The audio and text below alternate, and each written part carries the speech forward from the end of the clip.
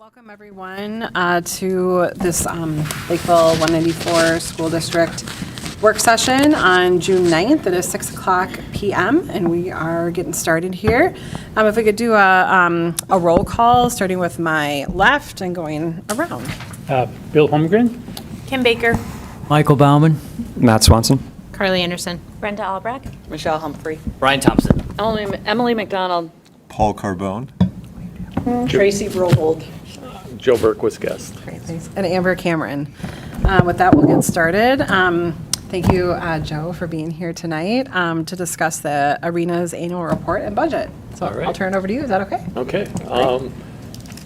It's been another really good year. I don't know if you have your slideshow up with you or, and I'll just kind of walk through some of the highlights of the year. We had a record year in ice sales.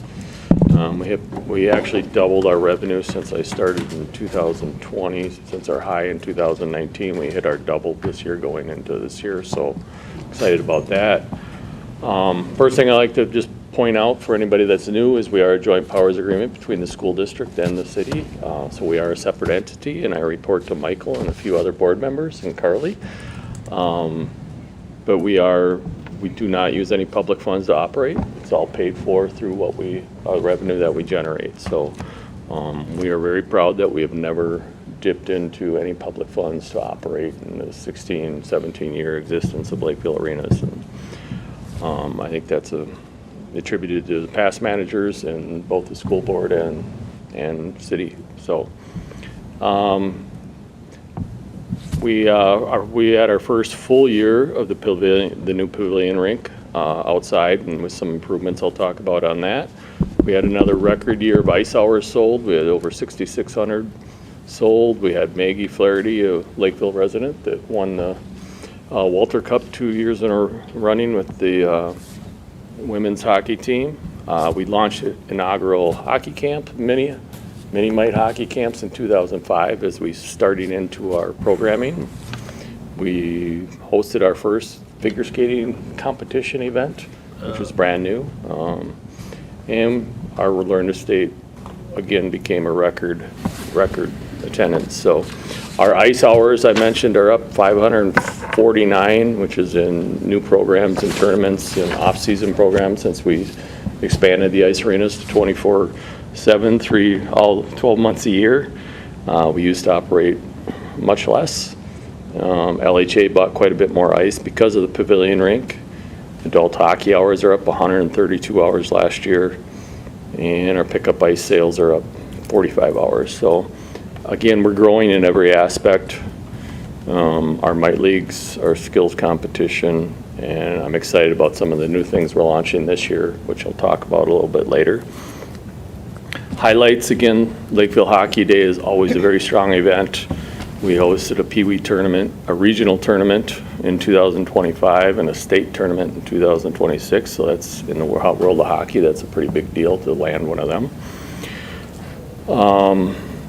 We did host at the beginning of 2025, which I mentioned last year. We hosted the U.S. Hockey Hall of Fame game with the Minnesota Women's Gophers in Bemidji State.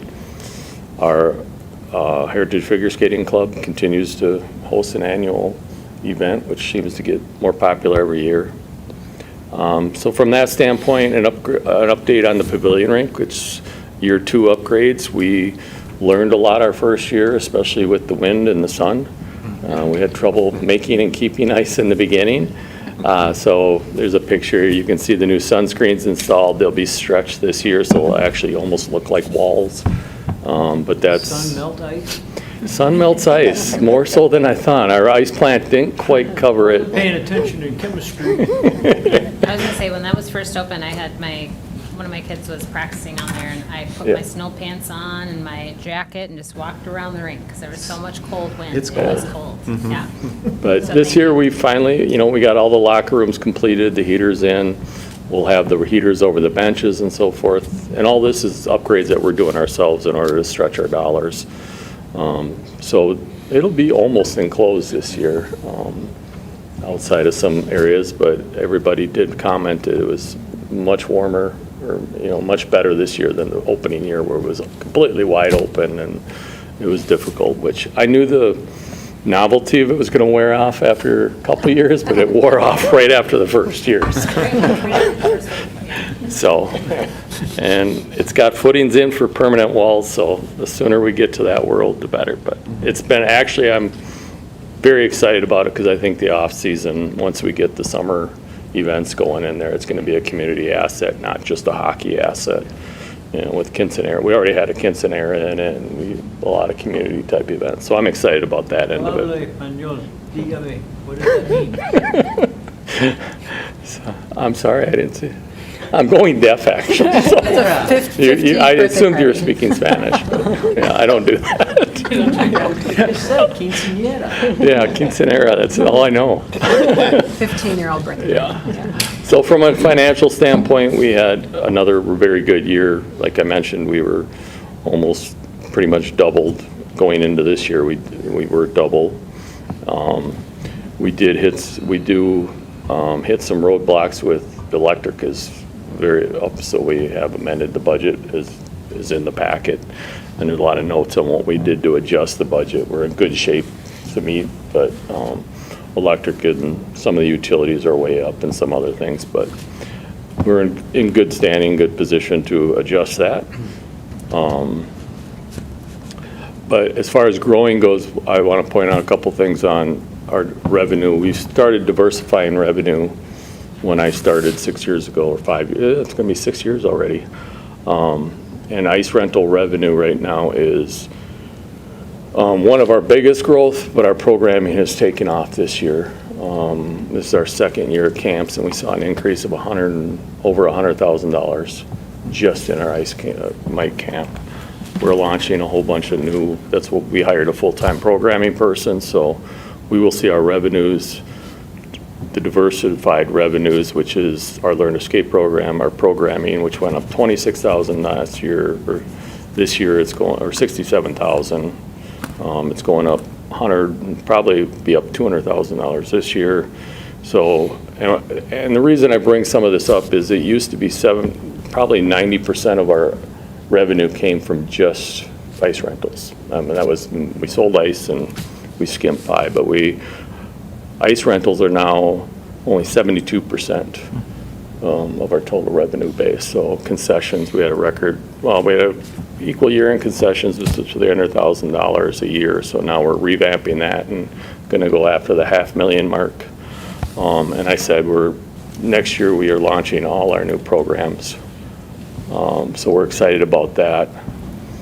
What I'm really excited about is we launched a new community ice programs. So I've kind of grown weary of, we kind of got hit hard by the kids for profit groups that come in and make a lot of money off the kids in the summertime. And we had a lot of cancellations this year, which kind of hurt us. So we are launching even more of our own. So just for an example, for $750 a year, hockey players are going to get our Breakfast Club training. We're taking over that, somebody that left.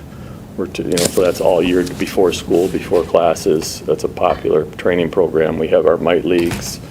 We're going to be launching a fall training program, our Open Stick and Puck, but that's all included in these new memberships. So, and it's a value of probably about $3,000 to $3,600 if they were paying from the for-profit people. So we're really excited about launching this for the community, especially with the way we think the economy is going right now, as far as those of us down below that we're feeling the crunch. So, and we launched one for our ice club memberships, which is for the figure skaters and so forth, and people that just want to use the public ice.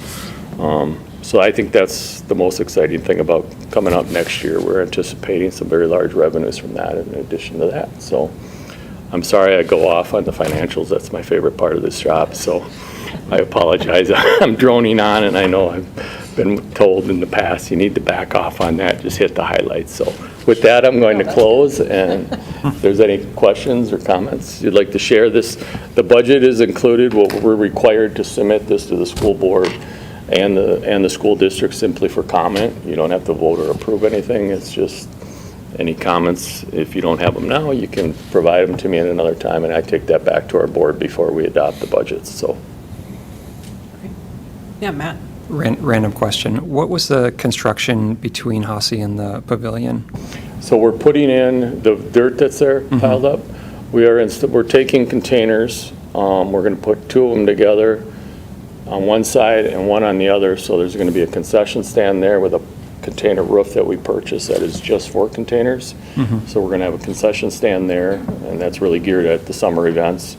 And then on the other side, we're going to have a catering kitchen, much like a park pavilion. So when it's rented for graduations and family reunions, people can bring in their food and have a commercially licensed kitchen for that. So, and then we're doing the same off the back of it for a temporary Zamboni shed and storage area. Brian? Yeah, and so great that it's being utilized more and more. I'm curious with the expansion, has the backlog of customers who are wanting to use it declined, or has the backlog has grown because now you've got this recognition, you've got 2 facilities, you've got multiple facilities, X, Y, Z.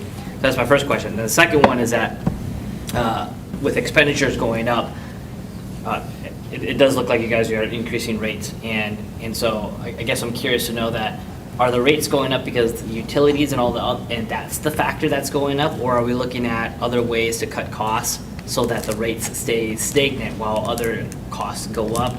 So that parents, while we have these nice facilities, it's like every year you got to pay more. But again, it's a community facility. So like, what can we do to lower the cost? Right. And again, staffing wise, every year there's a raise, they get a raise, they get a raise. But eventually, we'll get to a point where there are economies of scale because we've got these multiple facilities where you can purchase more with a lower rate or a lower cost. And then how do those savings get passed to participants? So again, you've got a backlog. I'm sorry, is there a backlog? And then 2, 3.6% rate. But like, what are you guys doing about that for next year? Because again, as a Lakeville community member, every year I might complain. I don't have a hockey player, but like I might complain. Rates are going up again. Rates are going up again. I thought this was supposed to be, less expensive. Yeah. So well, hockey's never expensive. But to address the first one, pardon? Did you say never Never expensive? less I expensive. said it's Oh, hold on. I said it's not less expensive. Hockey. So the first one, as far as a backlog, there is, as far as demand goes, during the winter season, the demand is, for instance, it's getting stronger. The LHA is adding, I believe, 5 teams at the squirt level this year, which is a huge jump, which also means the mite levels are going to follow that and probably increase as well. So demand during the summer or winter, they're actually purchasing more hours this year. That's going to continue to grow. I think for the foreseeable future, depending on how the economy goes, I think it's some of the extra spending, like I mentioned, that will maybe decrease, which is my off season, which is another reason for us getting in the program to backfill that, preparing for a decline in them customers. Because in the summertime, it's very competitive out there, and they're outpricing everybody, trying to lowball the arenas against each other for tournaments and so forth. So by running our own, we gain some profit on top of the profit we wouldn't have had. And that's really what's funding the majority of our expansion is our summertime ice time. From a cost standpoint, interesting enough, we had been holding, and my goal had been to hold our rates at a much lower rate, and we had been holding them until last year when LHA asked us to actually raise them instead of providing a large contribution to help us finish the pavilion rink. The tarps and so forth and the warming houses and all the amenities that were not part of the original budget. So they actually requested that we just increase the rates by $30 an hour to pay for all that, to help with that. But the board at the time, we decided only to go 20 and then wait till this year to do another 10. So right now that 10% I believe is a 3.5% increase in the rates. Expenses, we're obviously in a growth mode right now with the we have a lot more potential out there. So in the near future, the next few years, I don't see us hitting that wall for quite some time, unless everything totally bottoms out. Yeah, I mean, hockey cannot be. People might like, oh, hockey's not cool. Let's go play baseball instead. Yeah. So, I don't know. And maybe not. I'm just kidding. So I know for for our school district, we have different tiers Yep. in our facility fees. And so do you guys offer something, do you do something comparable to that model? We have just a standard price, standard winter rate with an after 10 PM rate. So that's the tier that we go to. Or during school days in the morning, so it's a cheaper rate there. Like, that's where a lot of groups. When I say tier, if you are a high school resident, you Yeah. get a lower discount. And then if you're like a for-profit, it's Use a classification. classification. Yeah. We do not do that. Okay. That's pretty, there are a few, generally you see that in the public arenas when there's some funding being provided. But ultimately, we rely on just as heavy, our agreement with LHA is we never charge anyone more than you. And one of the things I did a few years ago was I instituted a fee schedule, which never used to exist. Yeah. Because there used to be a lot of bargaining and negotiating that I just wasn't comfortable with. I think everybody needs to pay an approved rate. And so there's a summer rate and there's a winter rate, and they're prime, and everybody pays the same. Yeah, and I'm not on the board, but I would assume, or I would ask that if I'm a Lakeville community member, ideally, I would like to be able to pay a discount or a rate lower than someone from Apple Valley coming into my place. Right. And if I've got another association or a hockey association wanting to use Lakeville facilities, I wouldn't want them to be able to take my spot and pay the exact same rate Right. that I would pay at a different, because I live here, Yeah. and my taxpayer dollars contribute to this, and the people in our community fund the revenue and the Yep. expenditures. So similar to what we do at our district, if you are an association or an organization not in our community, you pay a higher fee. Yeah. Now, I don't know what the percentage is, maybe it's like 10% or like a 15% bill tax, I don't know, but. What we tend to do is we give priority to residents in Lakeville. Yep, but no cost savings to the residents. No, there's no cost savings. I mean, really, realistically, arenas are based on, it's that prime season, 24/7. Yep. And they buy 90% of the ice or have access to 90%. So that's really what pays our bills year-round. My goal has been to lower the rates through the summer rentals and maximizing Yep. off the for-profit, and we were definitely on that path, But, it comes down to paying them bills year-round, and so. And our residents are the ones that generally cover all of that. I mean, Lakeville, like LHA right now, which is basically residents are down. It used to be they were probably funding about 80-90%.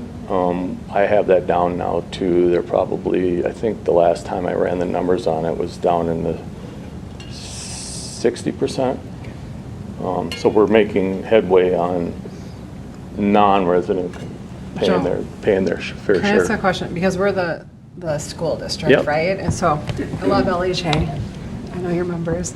But that's not under our purview, right? That's more of a, so to help me understand, obviously our high school teams are using the ice, Yep. correct? How does that work? Are we paying a fee? You to pay the all? same ice We pay the rental sa- fee, Okay. yeah. And that's our primary relationship. Yep. Okay. I don't want to Yeah. pay that fee.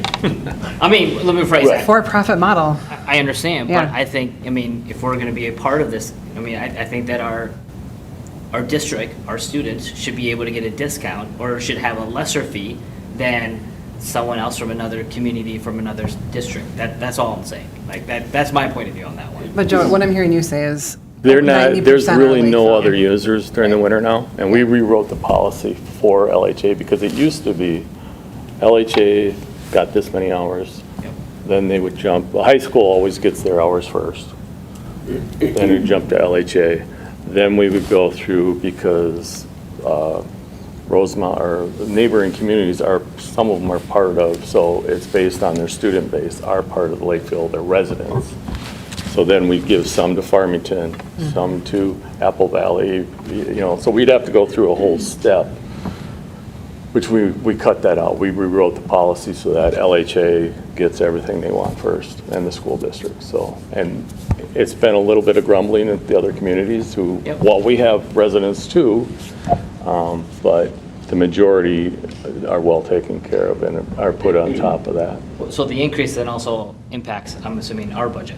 because, or the school district's budget. I mean, when you increase those rates and our hockey team and anyone else who uses the ice, I mean, we're getting hit too. But the alternative would be having to build our own ice rink, right? So, Well, the alternative is ask the board at the arenas to say, hey, make sure our Lakeville residents are taken care of first, and then, jack up 5% for those that are not Lakeville residents. Very much to our classification model for our facility use. I mean, we've got, Bill, can you do a quick half an hour, I mean, not half an hour, like a paragraph overview? Like if you're a class 2 or a class 2, define what a class 1, 2, and 3 is, and because the class 3 is paying way much more, right? Or at least. Yeah, a class 3 is for profit. Okay, so they have a higher rate than our nonprofit people. And then we have our booster clubs and our real local people, that's tier 1, and they have the lowest rate. So we have 3 tiers. Matt, Isn't the increase, didn't you just say it's like 3.5% for this year? Pardon? The increase is only like 3.5% on the Yeah. user fees? And we budgeted 5% increases in all of our expenses, higher in electric and some of the ones we're concerned about. But because we're in that growth mode, we're able to fund it. But the day will come when we'll hit a wall and, Yeah. And I assume because I just have a kid in mites, but as you get older, those parents are probably paying higher fees to participate in hockey, even at the high school level? It's not 3.5. Not at the No. high Percent school increase, yeah. level. Not the high school level? It's when you're in the sports. Yeah. Because what is the percentage of ice time used by the high school teams? I offhand, They're not necessarily affiliated with the school. I mean, They're just the I mean, city. for example, LHA, I don't think we should increase their rates, but I'm just suggesting that if there are other avenues where we could distribute some of, I mean, if the rate increase for our community is, let's say 1%, and then it's 4.5% for everybody else, like, Right. hey, cool, that's fine. I mean, I'm not, I guess what I'm trying to get to is that if I'm a community member here, I should be able to say, hey, this is my community, this is my ice time, this is our school district, we're paying taxpayer dollars are going to you anyway, so it's like, well, then let's just, I think consider an part of alternative the model. challenge, O'Brien, could be that the district and the city don't overlap boundaries, right? So I'm paying actually taxes to the Burnsville Ice Arena and to to the Lakeville arenas. So I'm paying double. I could move, right? So, I mean, I think this is just an easy arrangement to say, we get to have first dibs is really amazing, and that it's a nominal increase. But why can't we have it all? I mean, candidly, like, why not? I mean, if this to is be our honest community with you, stuff. if you right? have it all, Yeah. the improvement, I mean, it's a very difficult business to keep afloat without tax dollars. Yeah, And if everybody's, I mean, there are not too many ice arenas that I'm aware of that give a special rate just because of the way the arena operates. You're so reliant on everybody. And the minute you start whether it's a non-resident, but it's an outside group, we're so reliant on them. They price us against every other arena. and that goes back to my first question. What's the backlog like? Is there a high demand for ice time? And if you raise your rates, as an example, are they gonna go somewhere else? And if they go somewhere else, then they've got to go find availability at that somewhere else, which they may not. And in the 9 months of the year, the availability's out there everywhere. So most arenas, what they're doing is they're discounting the ice steeply to get that business in the off-season, and they're discounting it below what the residents are paying. Carly, has the board, or Michael, you go to, ever discuss like the arrangement, or people feel good about the financial? I am very proud Plan. of in terms of the joint powers, I think something we talked about in the meeting this past week when we were looking at this is the fact that this is a successful partnership with the city and we're above the bar here is something, I mean, Joe, I heard you compliment previous managers, but you've done an amazing job in terms of growing this organization and being able to, like you said, diversify and recruit my children to buy all of your concessions. So it's been a situation of positivity. So while I think I'm not opposed to necessarily at our next board meeting exploring what that might look like, because it's not just us too, it's the city that would have an opinion about it. We could certainly talk about it, but it hasn't been something that I think Joe's making a good point, is we're not in a situation where we can really get, like, we're taxing other people more, because then they just won't come, and they'll find another arena to go to. Which will cause me to raise rates on the Locally. residents. Fair. So yeah. It's a balancing act, it really is. There's no great solution other than, in my world, I try to diversify as much as I can and make sure I take advantage of the opportunities to hit the for-profits best I can. So, ultimately, I don't want to raise rates, and, outside of being able to finish the facilities, that was a joint, agreement that LHA approved, and, they recommended that be done in order to meet the shortfalls. And then we actually did increase the summer ice residents more than, I think we had a $30 increase to them versus a $20 increase to the school and LHA. I feel like, correct me if I'm wrong, Joe, but LHA is also trying to balance things in terms of fees for hockey with regard to, like, the gambling, the money that they're getting from that kind of stuff, pull tabs, sorry. To offset some of the costs, because we know that hockey is a very expensive sport, trying to make it more affordable. So there's some of those offsets that families in a positive. And one of the issues, like when I came on board, I know the facilities were in pretty rough shape. And, there's a lot of expense in that we are trying to reinvest. So, while we haven't been trimming rates as much as I would like, we have been investing heavily into repair and maintenance and adding, giving paint jobs to the facilities so north and south feel like it's a home instead of the grays. And we're really investing a lot of money right now, just reinvesting into the facilities. So that's another part of the balance, is we don't have any tax funding for our operating, so it's not as, Well, it seems like an increase that's pretty parallel to inflation shouldn't be Yeah. a huge surprise to anyone, right? If we're Right. increasing by 10% or something really high, Yeah. this is kind of just your average. And in the fee schedule, I always provide the local. Yeah. We are in that average, and we jumped up. I was trying to get us down at the bottom, but I definitely try to keep, our fees as low as we can. Yeah. Brian, did you have a Yeah, of the $2.1 million that was earned, how much did the school district pay for that last year? I believe, how many hours? The school district buys about 200 hours. $280 an hour, so whatever the math is on that quickly. Somebody got that? 200 hours. 56,000. How much? Approximately 56,000. Should Oh, be more. what, 400, wait, you said 200 hours? 200 hours. At times 280 an hour? 280 an hour. So $56,000. That's what I got, 56, right? Yeah. So are you good? All right. I So that's should- not a lot. Maybe I'm off. Maybe it's 200 per school then an Oh, do you have the hour. numbers? It's 200 per school. Yeah, that could be it. 100,000? Yeah. Budget's about 200. So we spend about 10%. So 10% of the revenue comes from us. 10 to 20, I would say, in that way, yeah. I'm sorry, I don't have the numbers in front of me, but $100,000 swing. LHA is the big. LHA is the majority. Yeah. Okay. They're really the reason the facility exists, so. Yeah. So we're looking at like a $7,000 increase, which is fine.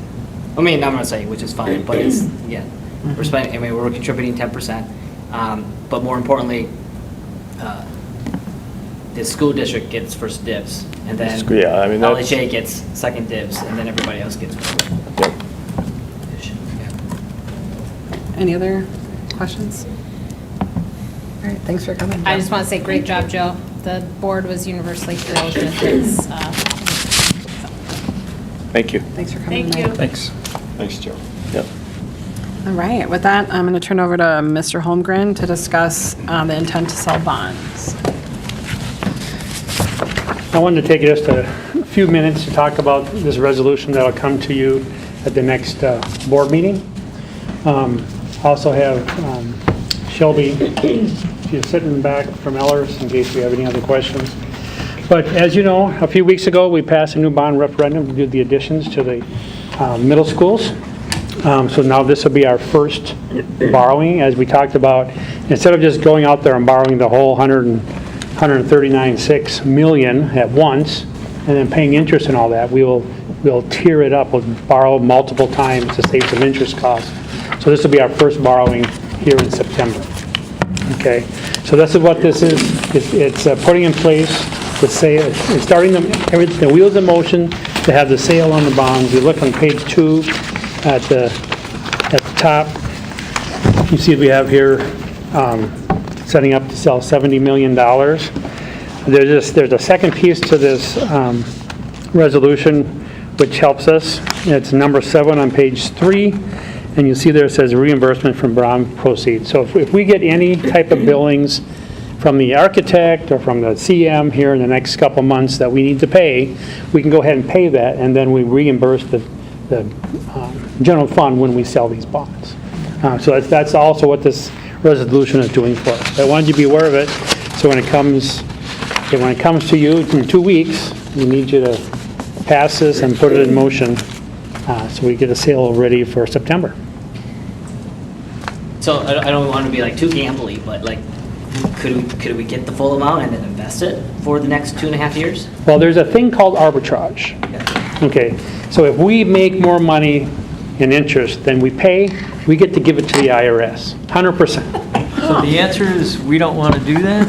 Right, but if we make more, does that mean we can do better improvements? No, if we make more, we give it to the IRS. Oh, all right. It's that simple. Okay, the answer is no, thank you for that. So no, Unlike the hockey rink, we can't make a profit. Go ahead, Matt. So what are the transaction costs on each time we go to do a bond sale? Because it's what, 50, 50, 39 is kind of, you're thinking 3 sales? Well, actually, I will defer to Shelby if she can have those numbers. Is there a flat fee for each time we sell bonds? So if we do multiple sales, we'd have more cost? Yes, that is true. Shelby, you're going to need to come up. Yeah, do you want to come up to the table? New guest.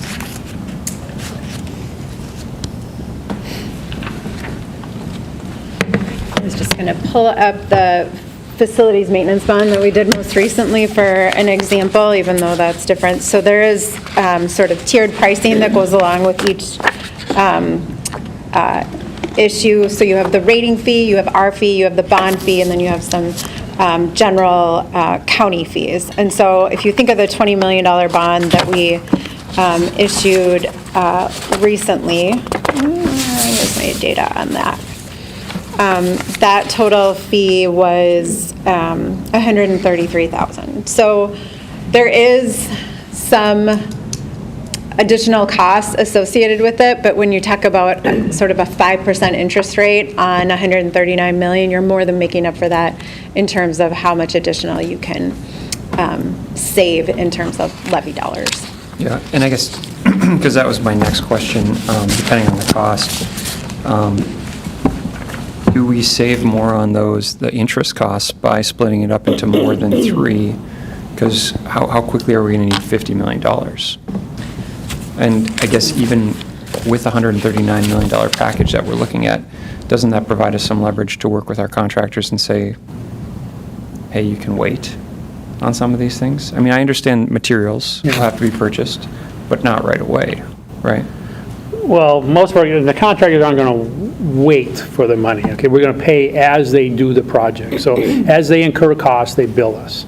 I mean, they don't bill us for the whole thing. They just, as they incur costs, we get billed. And as of right now, starting already, the architect's in full steam ahead motion, and our CM is in motion too. So looking ahead, starting about next month, we'll start incurring about $2 million on a monthly basis, just in those soft costs, until we get ready to actually do the bidding when it comes to, late winter. Yeah, and I guess my concern would be if we have $30 million sitting in the bank, right, for several months. We're going to be paying so much. We're paying interest on that. And maybe there's a negative side of doing 6 sales instead of 3. So initially, we had this set up as 2 bond sales, And so since then, we've gotten updated draw schedules from the construction firm, which makes it look like we could probably split it into 3 issues. And along with the you can't earn more than it cost you in interest, if you hit certain spend downs, according to what the IRS dictates, then you have some flexibility in generating that additional interest. So there is some flexibility in that you could earn a little bit more than you borrowed for if you follow certain spend downs. So basically, we've set this up so that we're attempting to sell a bond to coordinate with the spend down schedules associated. And then, you have other things going on at the same time, right? So you have facilities maintenance bonds that are being issued every other year. You have refundings that are on the radar. And so the potential to overlap some of these second and third and potentially a fourth bond, if we just drag it out a little bit more and get you the last little bit closer to when you actually start to close up the project, then you generate the cost of efficiencies on an LTFM bond, for instance, that you wouldn't have before. There is a reason why you passed in May and we're not issuing today, right? Because you can cash flow some of this out of the construction fund and you're not sitting on monthly interest for 4 months before we actually need the money. And, summer may look a little different, right? If things look a little different, we're not going to say you have to have your money by October 15th. We have flexibility there, but part of what we do today and setting this up for your authorization at the end of June is to identify to MDE what needs to be on the levy. So that really, I would say nothing but that levy is set in stone to start. We're going to, we're going to get updates from the construction schedule. You're going to earn interest. Maybe that allows us to sell a little bit differently, wait another month before we sell. We also authorized for 70 million, but Beth and I have run numbers at 60 at 65, but whatever we sell today or, right away dictates then how quickly you need the money on the second go round. So all of those things factor in. But if we've got how much do we have in the bank? 15, 12? How much do we have in our? Oh, just in the bank by itself? For our unassigned fund balance or? Our general fund's running close to $25 million. Can we use that? Yeah, that's the whole purpose. So we can use that money temporarily until we do the sale, and then we'll reimburse the general fund with those funds. The question is, how far do you want to go? How far do you want to use it? 5 million or down to Well, I think we're looking at 5-6 million by the time we get the cash in. Okay. And then how soon do we get the money once because you have to get the approval? Do we hey, when we activate it, funds are in our account the next day? It takes about a month. Yeah, we're going to do, if we kind of lay this out, it would be, we present pre-sale or give you pre-sale estimates at the August meeting. We'd sell and you'd award at the September meeting. You'd have funds available on October 15th. So we're a little bit bound by, the schedule of your authorization to stay on the cadence of your schedule, but so if you don't get it on the 15th, we'd have to wait till mid-November, and maybe that's too long. So we have that's a little, I guess, inflexibility there. As part of this, do you guys do interest forecasting and thinking where the market's going to be or trying to figure that out? Yeah, we have sort of preliminary runs at this point. Again, we're really looking at setting the levy in coordination with your LTFM plan to ensure that we hit the tax impact that you presented to the voters. That's what we're doing right now. And then as we get closer to August, when we're doing our sort of rate analysis, that's where we'll start running it based on not just a rate, but overall market conditions. So are you going to be generating another premium? To what extent is that? Where are the interest rates going to be? And in some cases, because we are planning to issue this over multiple issuances, we've done different strategies overall of, we think we really have a big positive to make this 10 years, or we have a big positive to make this 22 years, so that, when we come back in a year and a half, we'll be we can plug in an 8-year bond, right? So we're going to be doing all of that as we go, as we get closer. Do you also factor in like other schools that are selling bonds as far as, competitive advantage and timing? Not hugely. There's $11 billion of, in the markets each week of municipal debt. The way we have you set up right now, that August and September schedule is the same day that Osseo would be selling their $62 million of bonds.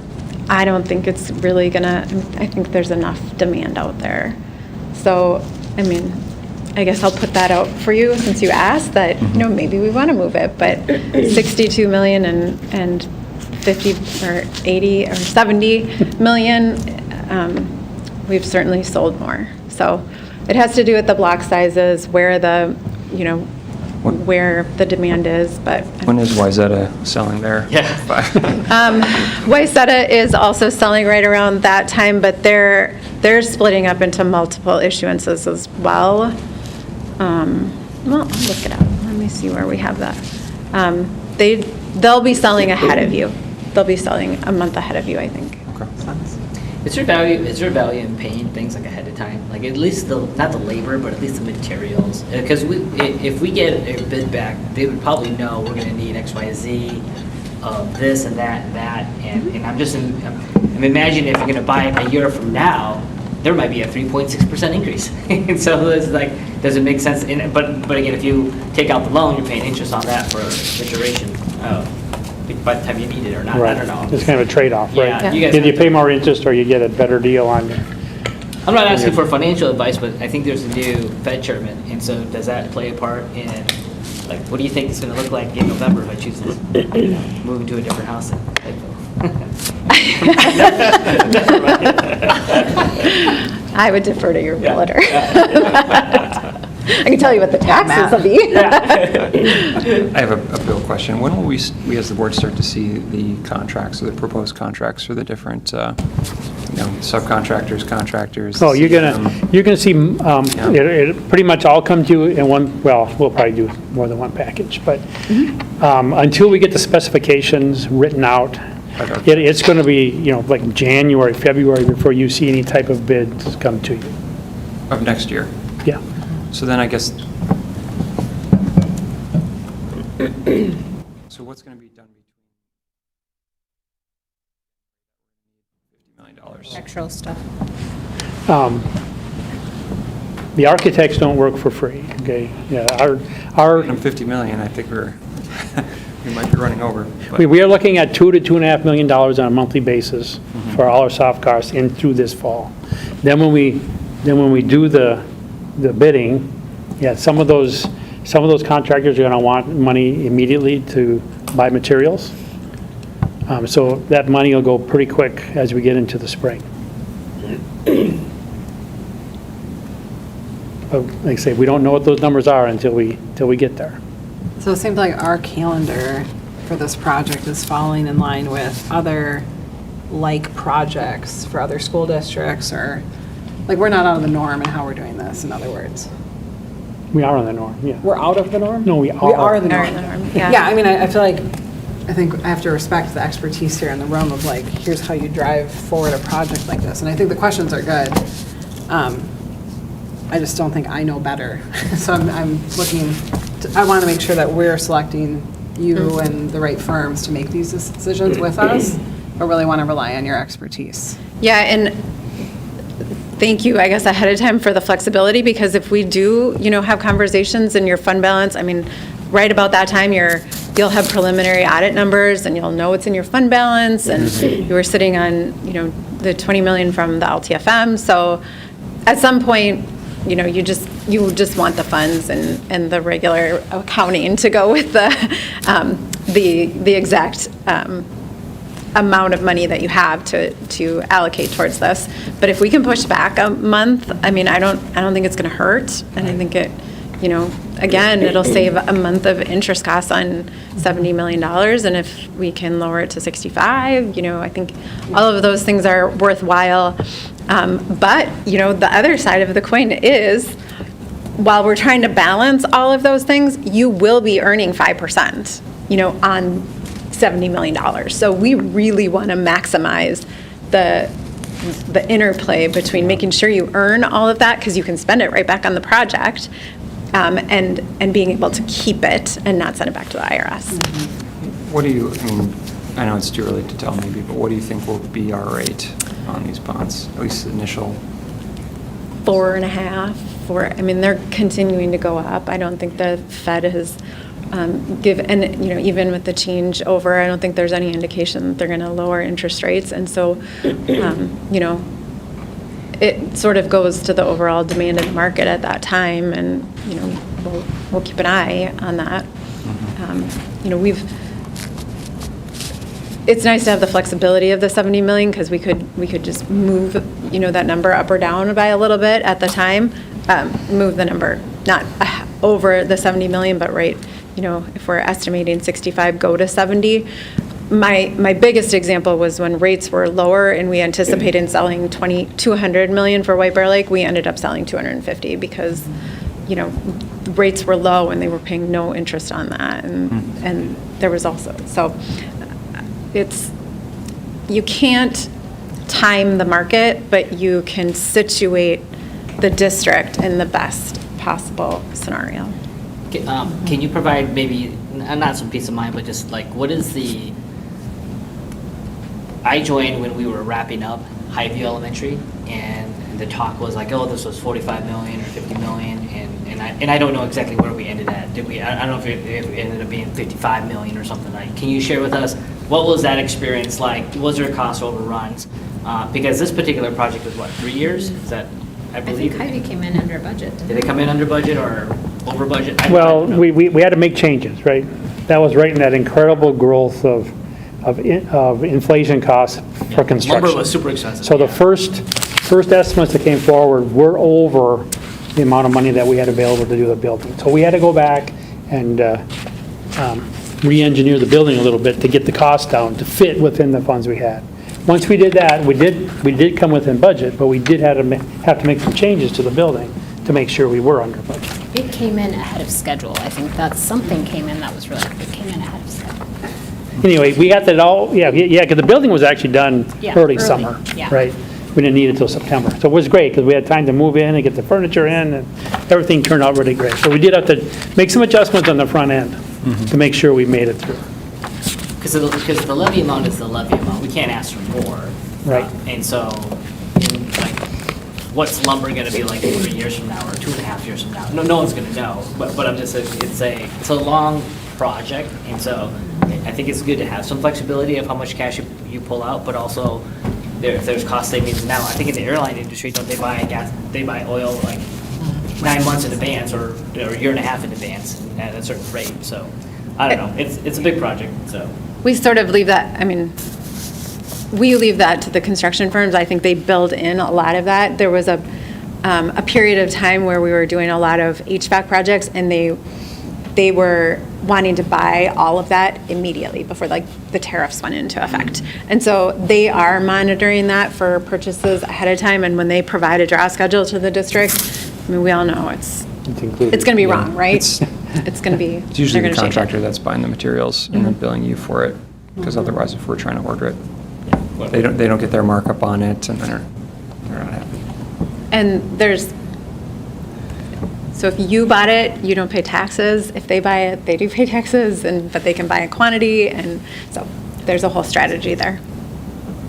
So Shelby, did you say October 15th is when you would come back, and what you're thinking of right now? In the current schedule, we would provide pre-sale estimates at the August meeting, and award, we'd ask you to award at the September meeting, and then it takes a little bit of time to close, and you'd have funds in your bank account on October 15th. Okay. And so if you felt like something was shifting, would that necessitate an emergency meeting or anything like that, or not something that? I don't think we could move that fast in terms of shifting. We would either, what we want to do is make sure we're not sort of aligned exactly with when the FOMC meets, or, you know, other big points like that, or if there was a presidential election, right, we don't want to be right on that date. So by August, we'll know if we want to push back a month or. But we're not doing any construction during the school season, or when school's in session, right? that's where they're making a lot of their purchases. Oh, yeah, but yeah. we'll be doing things that we can do that don't affect the actual classroom. Yeah, but like. So the additions, the additionals, we'll start working on those before school's out, yes. Yeah, all right. Otherwise, we'll never be done. And we'll work right through the winter. Okay. Any other questions? Great, thanks for coming up, Shelby. What? That's what I'm saying, we should start sooner. I mean, if we're gonna work through the winter, you might as well, but never mind, that's, you guys have a schedule. I'm good. Thank you. Yeah. All right. Moving on to the preliminary fiscal 27 budget. Right. Make this thing up.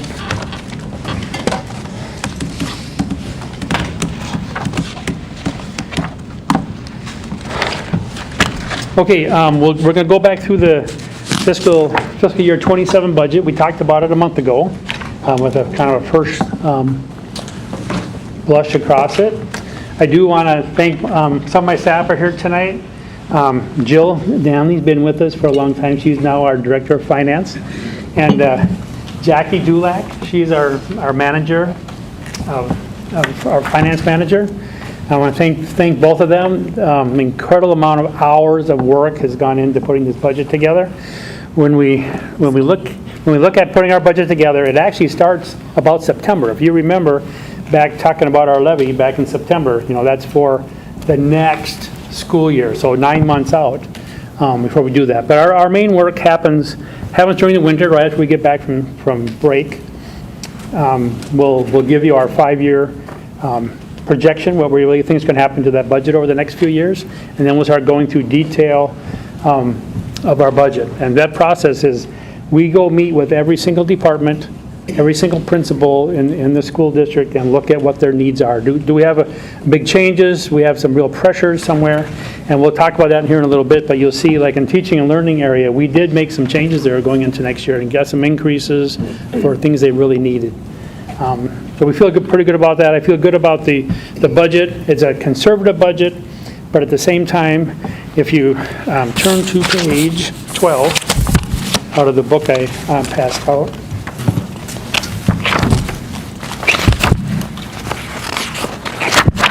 And there you can see that our projected unassigned fund balance percentage to be at 8.5% for June 30th of 27. You see it's a little bit lower than we talked about a month ago as we really started fine-tuning what's happening in this budget, but we feel very good and I don't think it would ever come in below this.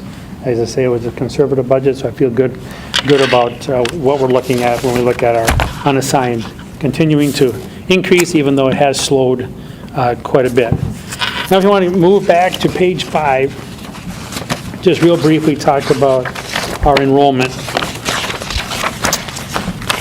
Our enrollment, as we've talked about the last couple of years, has slowed quite a bit. It wasn't very long ago. We saw a 3% increase, which was just unbelievable, and we were really looking at some pressures on our buildings, but it has slowed.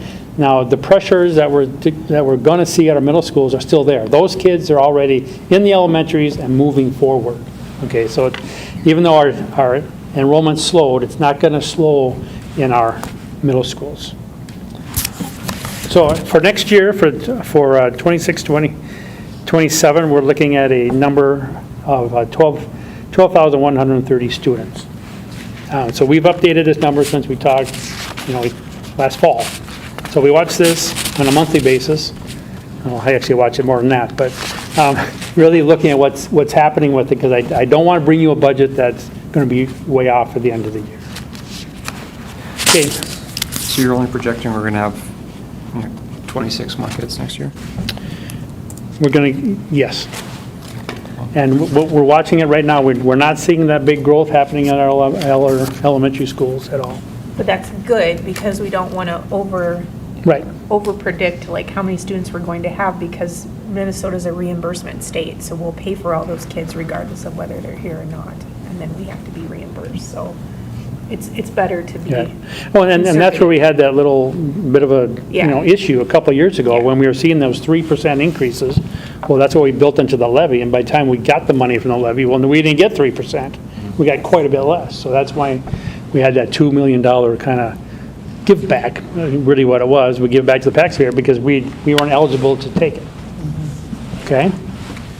Okay, now let's, so talking about levy, I'm going to skip to, Hey, Bill, the numbers again, just because you said we're looking to add like 26 kids total. But again, for those that might be listening, we had a lot of high school students graduate. I think it was about, what, 1,100 or something like that? No, Less than that. 900? So yeah, then, about 900, a little over 900. Smaller class this year, right? Yeah, it was a smaller class. you have smaller classes here? All right. And then the incoming first graders or kindergarten kids is it the same, 900, or is it lower? They're smaller. They're smaller. So that's why we're seeing some shrinkage, because a graduating class is larger Yeah. than our kindergarten class coming in. That's why we're seeing the very small increase in the total Okay. going forward. Got it. Are we finding, there's some districts that talk about that, especially with more expensive homes, that families don't move in till later elementary. So are we finding that, or are kids enrolling in, like, do we have children starting in kindergarten and staying all the way through, or are we finding there's like these times where, oh, no, now we have a surge of 4th or 5th graders, or, do you know what I mean? Well, I guess I can't speak to that directly. Yeah, okay. But if you look back just a couple years, we had, our kindergarten classes were 850 and higher. Yeah. Well, this past year, it was less than the 800. Yeah. But we are projecting 801 for this fall. Okay. Yeah, it just seems odd when you have, 600 new units going into the Yep. city. You- and only 25 You new see the kids. houses But they're going like up. Here's what, it will balance out, your K in and your seniors graduating is the first check number that you need to do. Yep. But I will relentlessly push the number at what the cohort survival tells us. And if we are under, that's okay, as Director Baker said. If you overestimate that and you're wrong, that's the gamble you don't want to take, because you will pay it back and it stays in your system for 2 fiscal cycles. Yes. And you don't want that, ever. So we could come out higher than 12,130, but if we're building our budget and we're reporting to MDE, we need to be as conservative without super understating that, of course, but that's why I use a cohort survival assessment. And I'll just remind everybody, we triangulated that number this year by going to 3 different sources. And I'm very confident we're pretty close. We're not going to, we won't be under. We are more likely to get more kids, but the money will follow. Yep. I just want to acknowledge one last thing. On page 12, the total general fund balance is about 27 million, but the unassigned balance is about, 27 million, but the unassigned balance is projected to be about 19.2. And so that would be putting us at about 8.5%, which is what I think our fund balance policy is targeting. The overall expenditures for our school district, just for the general fund, and there's 6 others, is about 226 million. And ideally, we want roughly 10% in there, so we want about $22.6 million in our savings account, and we're targeting to be about 19.2 at the end of next year. And so I just wanted, when you look at the graph on page 12, fiscal year 23, we were at 0.7%, and then now we're almost going to be targeting about 8.5, and then hopefully maybe the following year we'll be at 10. Now again, 10%, which sounds like a great number, and it's about $22 million, and folks might say, oh, that's a lot of money. Well, that's literally only 3 months worth of costs, of runway for us, so that if we don't get any money from the state, we don't get any money for whatever reason, that money will only last us literally 90 days, and that's it. And so the 10% number, it's still probably on the lower end. You probably would want it a little bit higher still, but at least the general rule of thumb is, 10% or greater, and we're definitely marching in that direction. So good job. I'm super excited, and peace of mind from 0.7% to 8.5%, which is fantastic. I hear other news about other school districts cutting. I think Prior Lake had. I think they've got a levy that they're going out to the market for in this coming November. But it's good to be able to say, hey, we're much more financially well off. We're not 100%, we're not there yet, but we're getting close, very, very close. So good job. And I think moving our policy from a 5 to a 10% reserve was Yeah. a strategic thing, in line with peers. So that's a big change too, I think, in the last year. But just because we have that much money in the bank, and obviously we're collecting interest, and that interest helps fund other operations of what we're at, and we've got that that balance in the scenario where if we needed to use it to start the construction projects early, we've got that flexibility. We wouldn't have had that 3 years ago. There's no way. And so it definitely comes in handy. But that doesn't mean that we are at the optimal level of tax collection to ensure that our education delivery is where it needs to be. And so when we get to that time, and whether it be this summer or sometime, we should really discuss, because we have some additional tax authority if we need to consider that for future opportunities. So whatever teaching and learning wants, we should have a conversation about that. Wait, in special education and HR.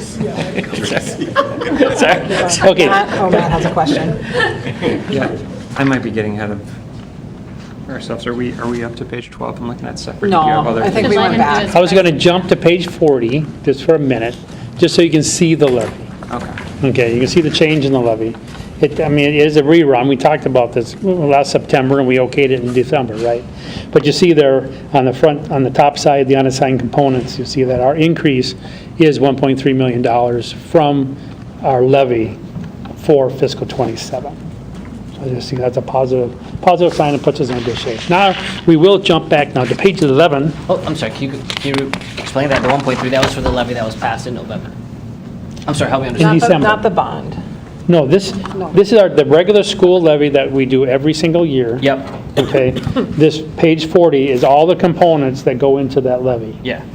I think Okay. there is some confusion sometimes with the public of, we're going out for a levy for a vote, and then there's the annual levy, and kind of how those things are related, of Yeah. course, Well, but if different. if you look at the top portion, the very top portion, it says unassigned, that is voter approved, okay? Yep. So all of the referendum piece, or our operating referendum, Yep. that's that top third of the page.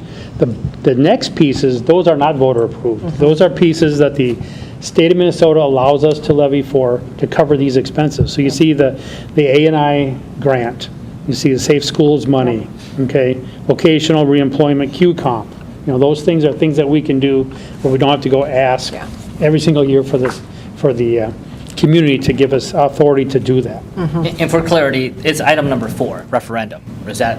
That's the operating Yep. referendum. So yes. 24.9 million is what our community members have voted to say we will pay more to fund our education system. Correct. And then of that 24.9 million, it is part of 58.6 million, so roughly about less than 50%, it, comes from property taxes to fund our school. But our community members have voted to approve roughly 25 million. Now, if they voted no, then we'd have $25 million less Less. to work with. We still get 25 million because that's a state mandate to levy our community. The other pieces, yeah.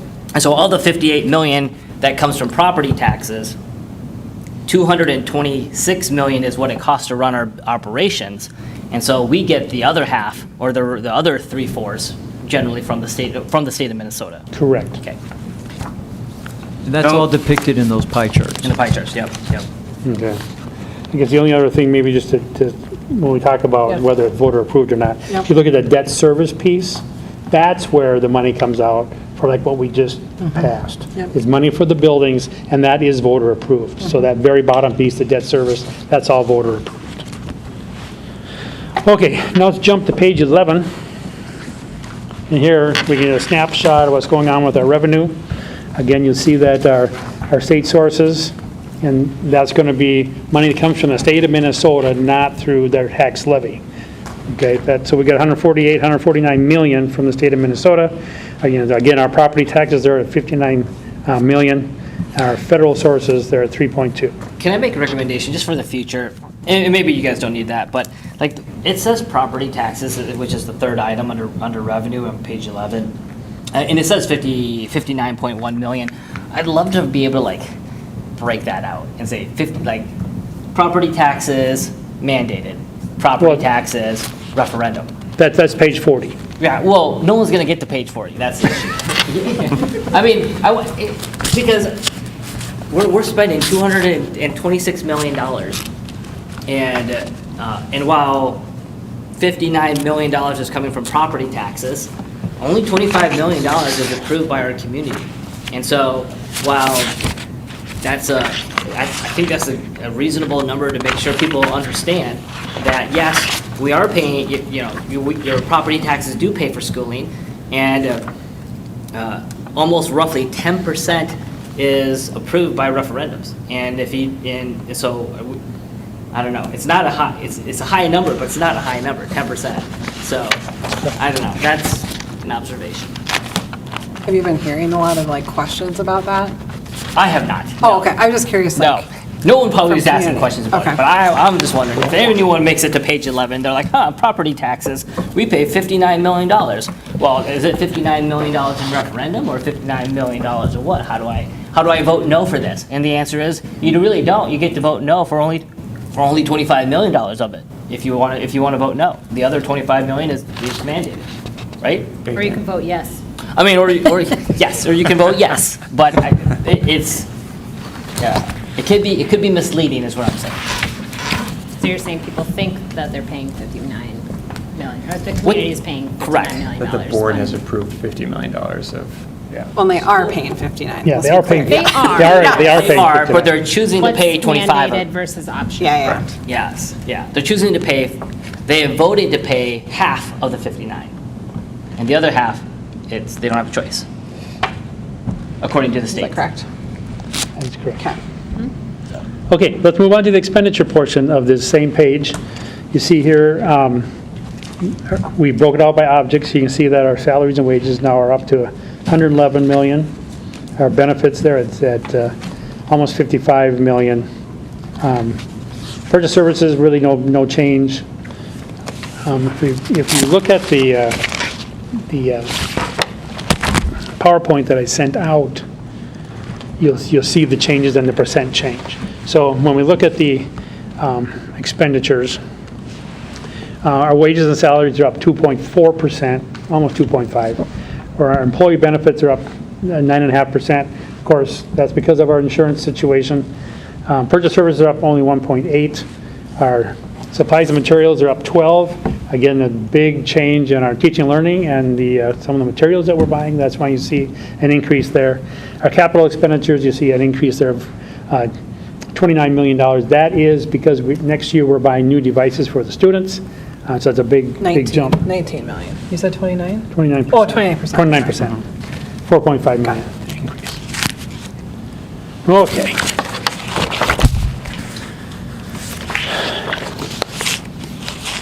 Okay, if we move to page, Yeah, I mean, depending on how far you're gonna go. Down on page 11, proceeds from sale of assets, there's finance purchase proceeds, $5 million. Are we financing devices for $5 million? yeah, the devices, we've had, the way we've financed those in the past is a lease purchase. Emily's Okay. been left out. So that's why you're seeing a $5 million increase on the capital piece on top. And then we're borrowing that money, so to speak, the 5 million below. So you're counting that kind of as revenue to some extent? Well, it's other financing sources. That's why it's not in the revenue line. So say one thing not to be concerned about, you see that our revenue is 220 million, but our expenditures are 226.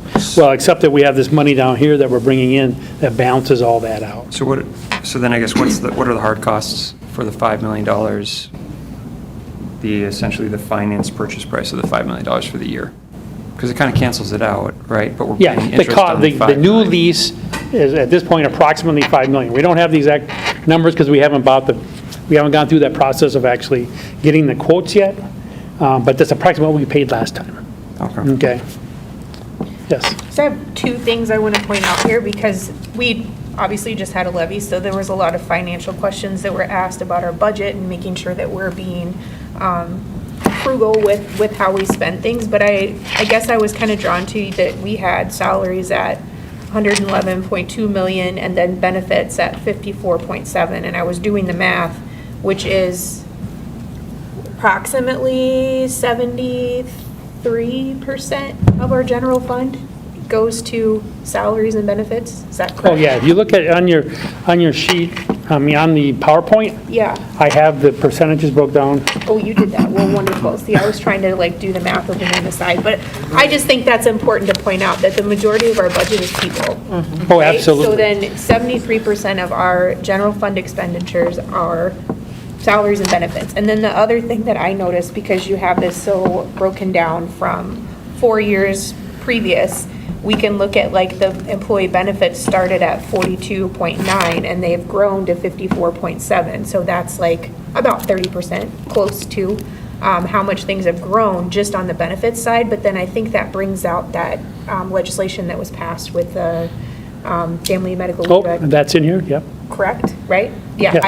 I'm just wanting to point those things out because these are things that we have inherited as far as like expenses for the district, and these are things that are obviously impacting our budget, so, yes. Yeah, yeah. Yeah, I mean, to that point, you're looking at a $9 million increase year over year just for employee-related costs. Right. And we're only getting, 2%. no, we're only getting 25 new kids, you know, so it's not like we're getting a ton of, I mean, what is that? $250,000? Yeah. $280,000 for the new kids? And so, Yeah, it's not a big number, you're correct. So what I'm trying to say is like, we're not really overspending, it's labor cost. Well- You know, like, but we negotiate the labor costs. right, but we can't just not give them a raise. Like, right, when the majority of your budget is people, and then some of these things are told to us what we're going to provide and how that we need to have some of these, you know, the family medical leave act, different paid leaves. It impacts what we can offer because that's already taken out of our budget. Yes. I guess, I mean, my concern overall, I mean, going to page 12, you're looking at total expenditures are going up $14 million, you know, 6.5% increase year over year on our total expenditures, and our income's not going up, you know, tracking with that at all. Yeah, and then we've talked about that in the past. That's one reason why that increase in our fund balance is decelerating, because our costs are going up faster than our revenue. Well, I mean, at this rate, you're lucky to have any increase. Yeah, it's. And you're on assigned fund balance. Our budget's become pretty tight, and it's a little more than we anticipated this last year because of our insurance costs and the added cost from the state for the leave. Yes. Well, that's where all these things become important to monitor in terms of some of the unexpected insurance costs and things like that, that we don't know if it's going to be a year-over-year thing or just that was an anomaly, and so. Yeah, we hope it ongoing was. close watch. We watch it very closely. Yeah. Okay, I just want to briefly talk about the other funds. So I moved to page 14. You see here the student nutrition, very healthy balance, has been for quite a while. Again, it's behaving in a way that's very positive, so they're very healthy. Moving on to page 16, you see community Can I ask a ed. question about that? Sorry, Sure. back you up. I see in the fund overview, just information about the increases. One is due to probably the collective bargaining agreement, the 2% hourly wage increase. But then also the planned 5% increase due to the current war going on. Are we expected to see, because of the war, Where you at? we'll say it Page again? 13. Page 13. So they're estimating bullet Yeah, five- there's- food will cost 5% more because of what's happening in Yeah, the and Middle East right that's now? mainly, well, it's mainly due to fuel cost and Yeah. delivery costs. So are we expecting that, Okay. like, with the construction that we're gonna have? I mean, really, every good that we purchase potentially could have that. Yes, Okay, absolutely. all right. Yeah. Okay. So then do you wait and see if If it ever prices go ends? down, or do you buy now and see if prices go up? It's like Well, just always remember too, if you're talking about supply chain, which is what you're talking about, then you're also talking about hardware or goods. if that's not properly timed, you have a storage cost fees. Yeah.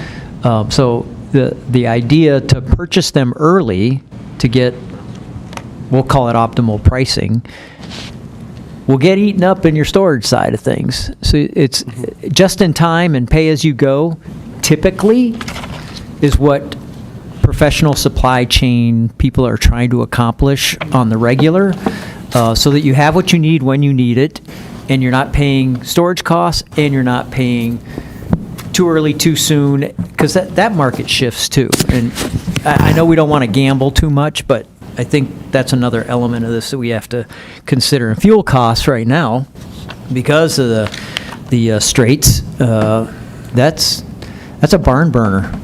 And it's Well, going to affect our projects I mean, it's- as it's affecting our transportation costs. Yeah, it stood out here when you wrote about it, but I know the food service fund typically can absorb it based on the healthy balance it's carried, right? But not so much in the other categories. Not in the other areas, So, no. Yeah. Are we still looking at, or we need to spend down more on the food service? Well, the state of Minnesota hasn't put that hard deadline in yet. They keep talking about bringing it back, but they haven't. But we know that it used to be 3 months of expenditures, and we're about $500,000 over that. So we're very close. I'm not concerned about it at this We point. can't move that money. Yeah, I can't use it somewhere else. You know, my daughter has asked if they can get 2 helpings of Italian dunkers during lunchtime, and if that can. And not have to pay for the And second not have to one. pay for the Yeah. second. I mean, Mhm. just saying. I'd be, throw that one. But 4.3 million is very healthy. Yes. And so, yeah, but we can't spend it on anything else other than food. So, Yep. Furniture. And furniture. I'd make a But that was motion for food free. Food service That's over now. items. So we can't do it any longer. Right, the furniture thing is out. Okay, But we did optimize that. good. Yeah, we bought a lot of new lunchroom tables. Okay, let's move to page 16. Just briefly, community service. Again, their fund balance had fallen down to 0 and a little below right after the pandemic. They've been going along kind of flat, looking at a small increase in their fund balance again for next year. Okay, I'm looking at bullet 3 and on page 15, where there is a total expenditures projected to increase by roughly $427,000. But that's also because we have included the staff of the Small Wonders preschool to the teacher's contract. And so that was unexpected, and glad that it was called out here, because again, there's value in having them in the agreement that they're in now, but it does impact the financials. So Yes, it does. I didn't realize it would be, yeah. And they're not on the salary schedule, they have a different schedule. They have a different right? schedule, But yeah. the benefits, I think, is Yeah. the main change. Is that right, Brenda? What'd you say? Sorry, I know you're, Sorry. with the small wonders. That's correct. They're not on the Yes. salary, they're not on the matrix like regular, but the benefits is where the increase really hit for that group. Benefits weren't much different. Oh. Yeah, the benefits would have been this Minor. same or close to the same, but it was there was a significant increase in the salary. Oh, okay, yeah. I think it was right. like almost like $15,000-$20,000. Well, maybe it varies based on the step. Right, So yeah. okay, but it was an increase, and they were added onto the EML contract. So Yep. good, 84,000. Okay, we'll move on to page 17. This is our building construction fund. Here you can see we're expecting about $30 million in expenditure cost. About 10 of that is our LTFN, so 20 is the startup of our new project on the middle schools. Page 18 is our debt service. Again, this fund is very healthy, and it puts us in a good place when we borrow these funds. We'll be able to use some of this fund balance on our first payments of our new debt, which will help our taxpayers. Okay, 21. Of course, this is our internal service fund, which is our health insurance, dental insurance. We're projecting a small change in this year and looking about the same for next year. When we're watching the expenditures go through, as of now, we're not expecting a big change or a big improvement. So the change now that we put in place on the premium side is going to help us so it don't fall any longer. So if they continue to watch this and start building that fund balance back up. Okay, pages 22 to 37, this is more detail we put in here. You can read it at your leisure, but it's broke down by every single building. You can see what's happening with the enrollment. You can see what's happening with the costs over the last 5 years, and get an idea where we're spending the money in those buildings. We jump to 41. This is where we've broke down the costs more. So they're broke down by each program area. You can see the changes both last year and this year and the amounts. When you look at total regular instruction, I see an increase there of $2.7 million. That's about a 3% increase in our general instruction. Special education, we're looking at an 8.3% increase. Instructional support, there we got some, like we talked earlier, some bigger numbers where we have 16.6%. Really, when we look at our curriculum costs and increases there. After that, we break it down one more level.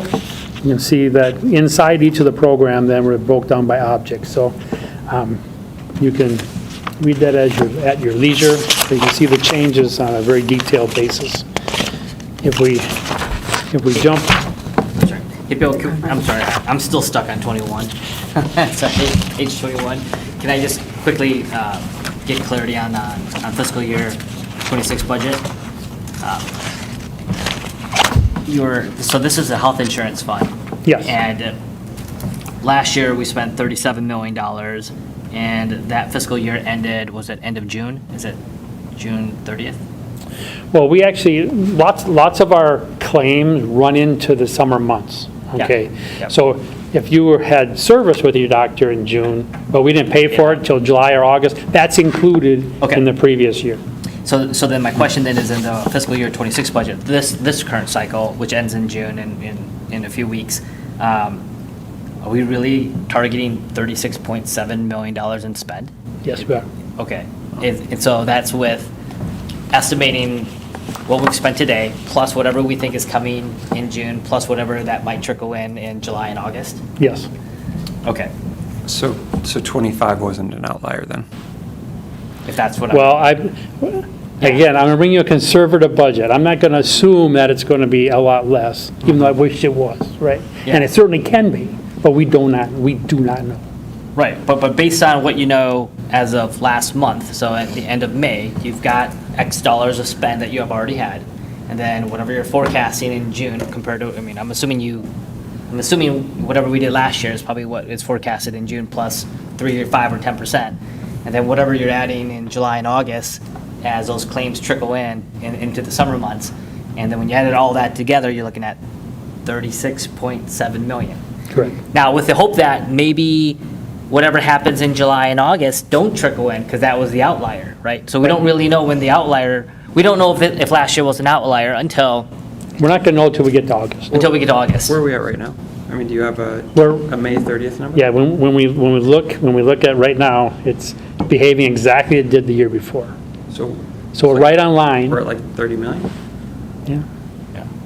And so if you look at not last year, but the year before that, where we at this is at the same, so roughly 30 million as well. So whatever. 24. Yeah, I'm just curious if the pattern is still the same that we had previous years. Yeah, You know what I mean? our pattern right now is the same as previous years. Okay. What we saw different last year was the summer months. July and were August. Really large. Gotcha. Okay.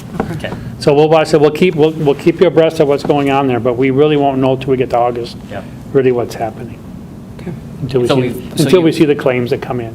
So the claims that we've already received, the revenue that we've already received this year, because we didn't make any adjustments for this year, is Well, there was an increase of 5%. 5%. Yeah. But that was enough to cover what we've historically have always had. And so if there isn't an outlier in July and August, then then it would cover all the expenditures. Correct. We're fine. But that doesn't increase the fund balance for No, just this keep it group. flat. No, Yep. 5% was still factoring us losing $2.5 million. Yeah. So, Got it. or no, 2.16, sorry.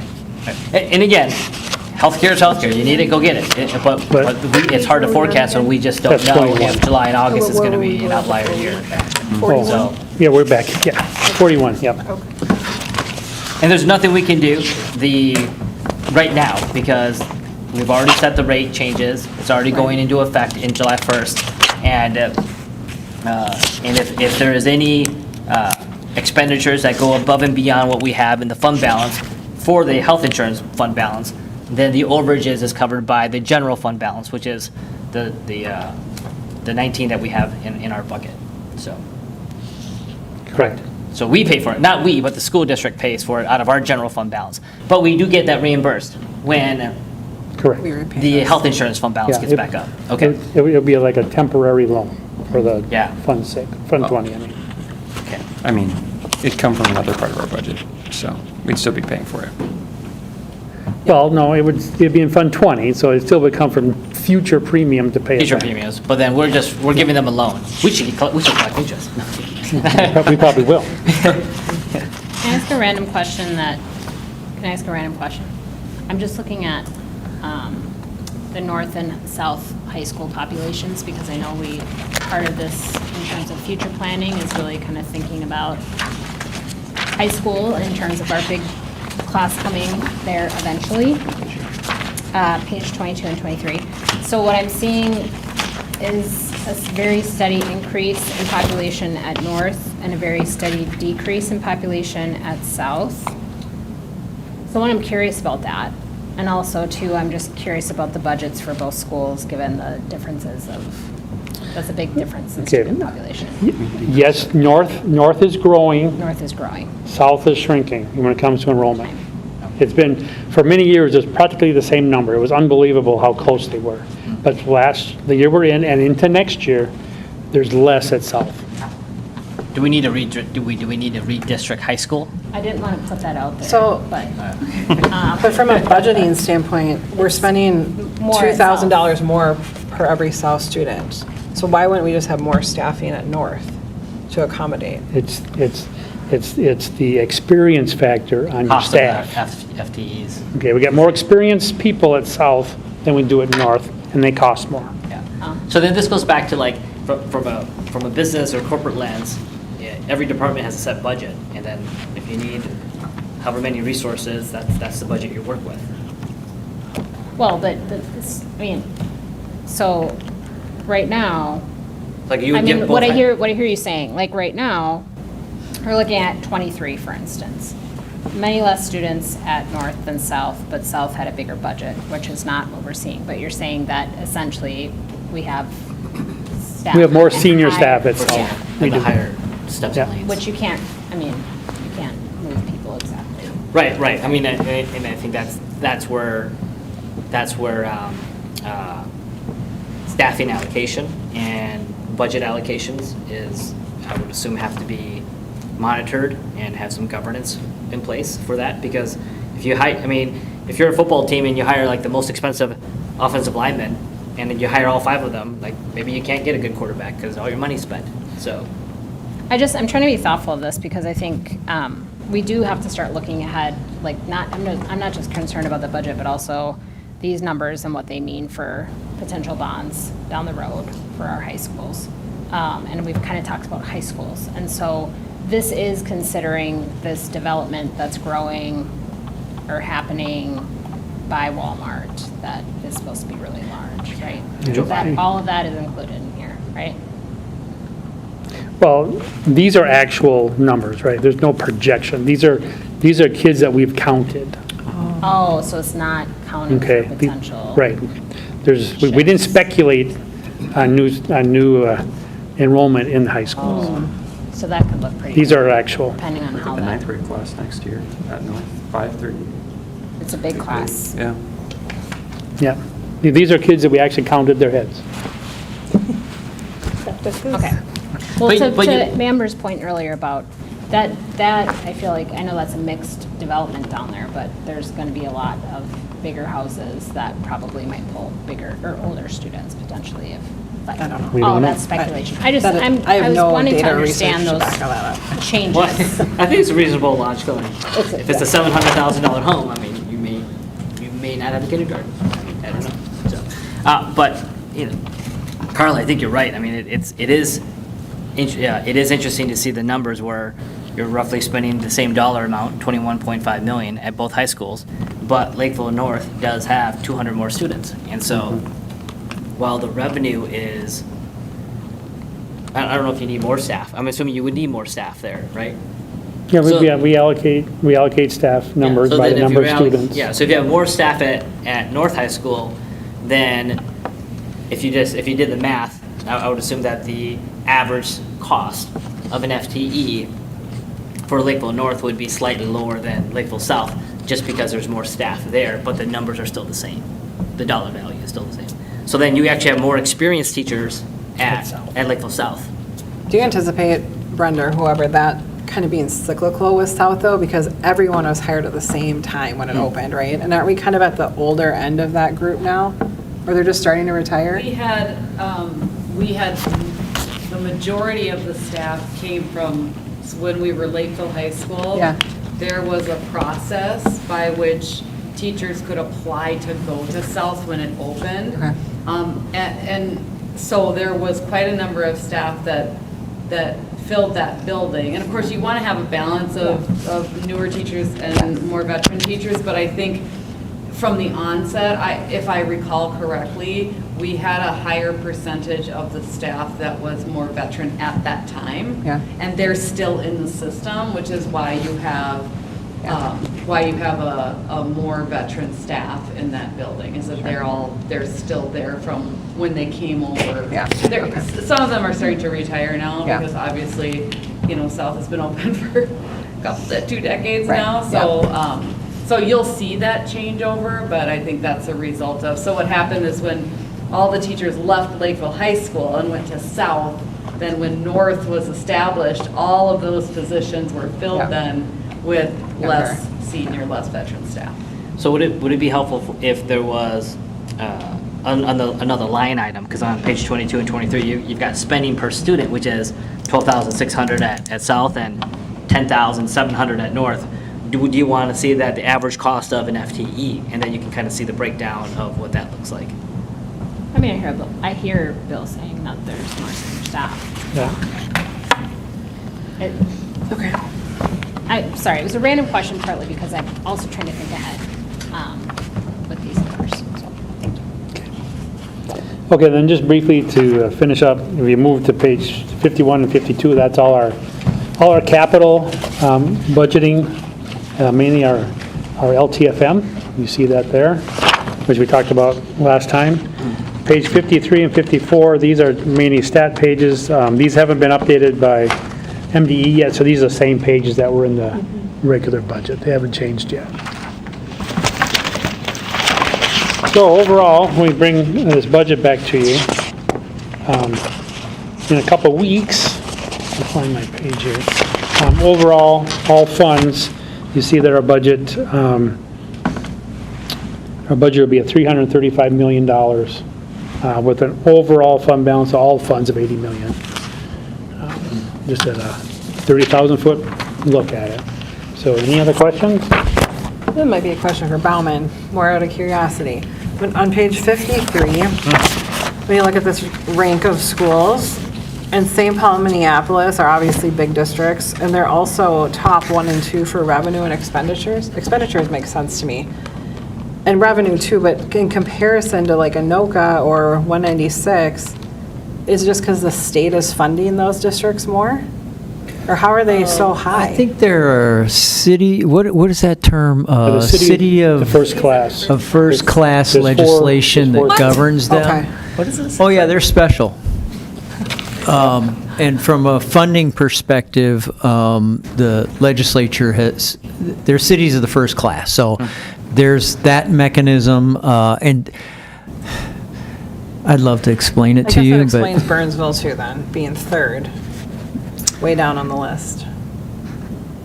yeah. The other thing too that I feel like doesn't get enough airplay is the demographic breakdown of your student body is going to generate federal dollars at a rate that is, something Lakeville can't, if you want to call it compete, doesn't function under. I mean, our federal dollars, what's 2%? What is it, Bill? I can't think of it. I know it's on one of the pie charts there. I want to say it's 2 or 2.5. Yeah, something like that. And then the other thing, okay, 1.47, not even 2%. There you go. Thank you, Jill. Have you found And it? the other thing is, city of the first class, you get a lot of federal support. I had the other one in my head, and it's, it slipped away. I might remember it, but,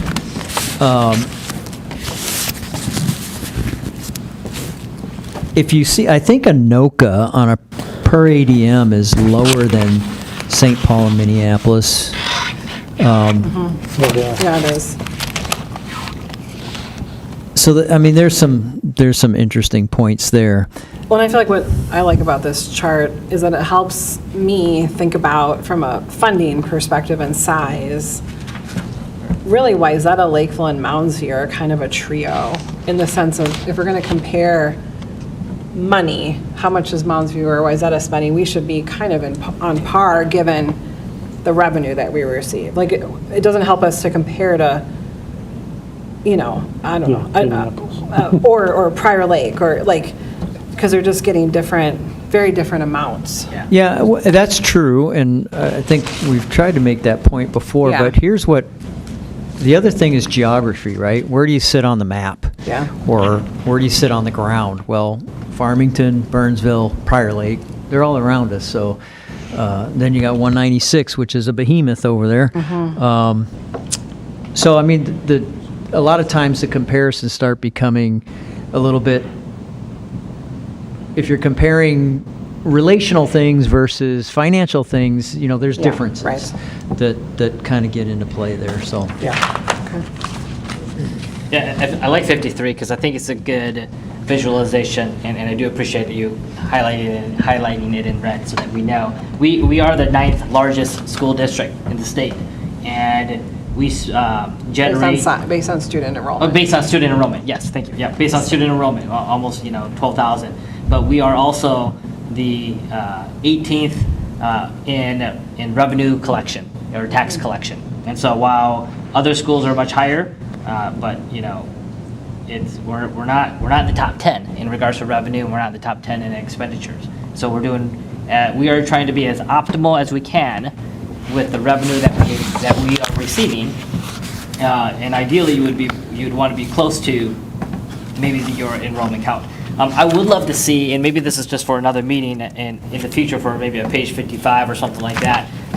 It would be good to see in this kind of budget packet our referendum opportunities, or our referendum Schedule?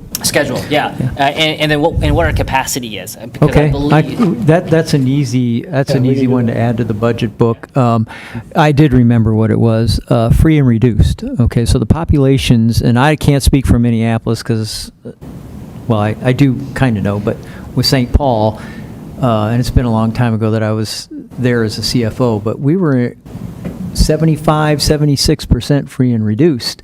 And we don't, Lakeville doesn't play in that circle not at those numbers. So those are other things that the intentional design of finance, whether you're talking about Minnesota school finance or federal support to states through finance mechanisms, that's changing, and it always does.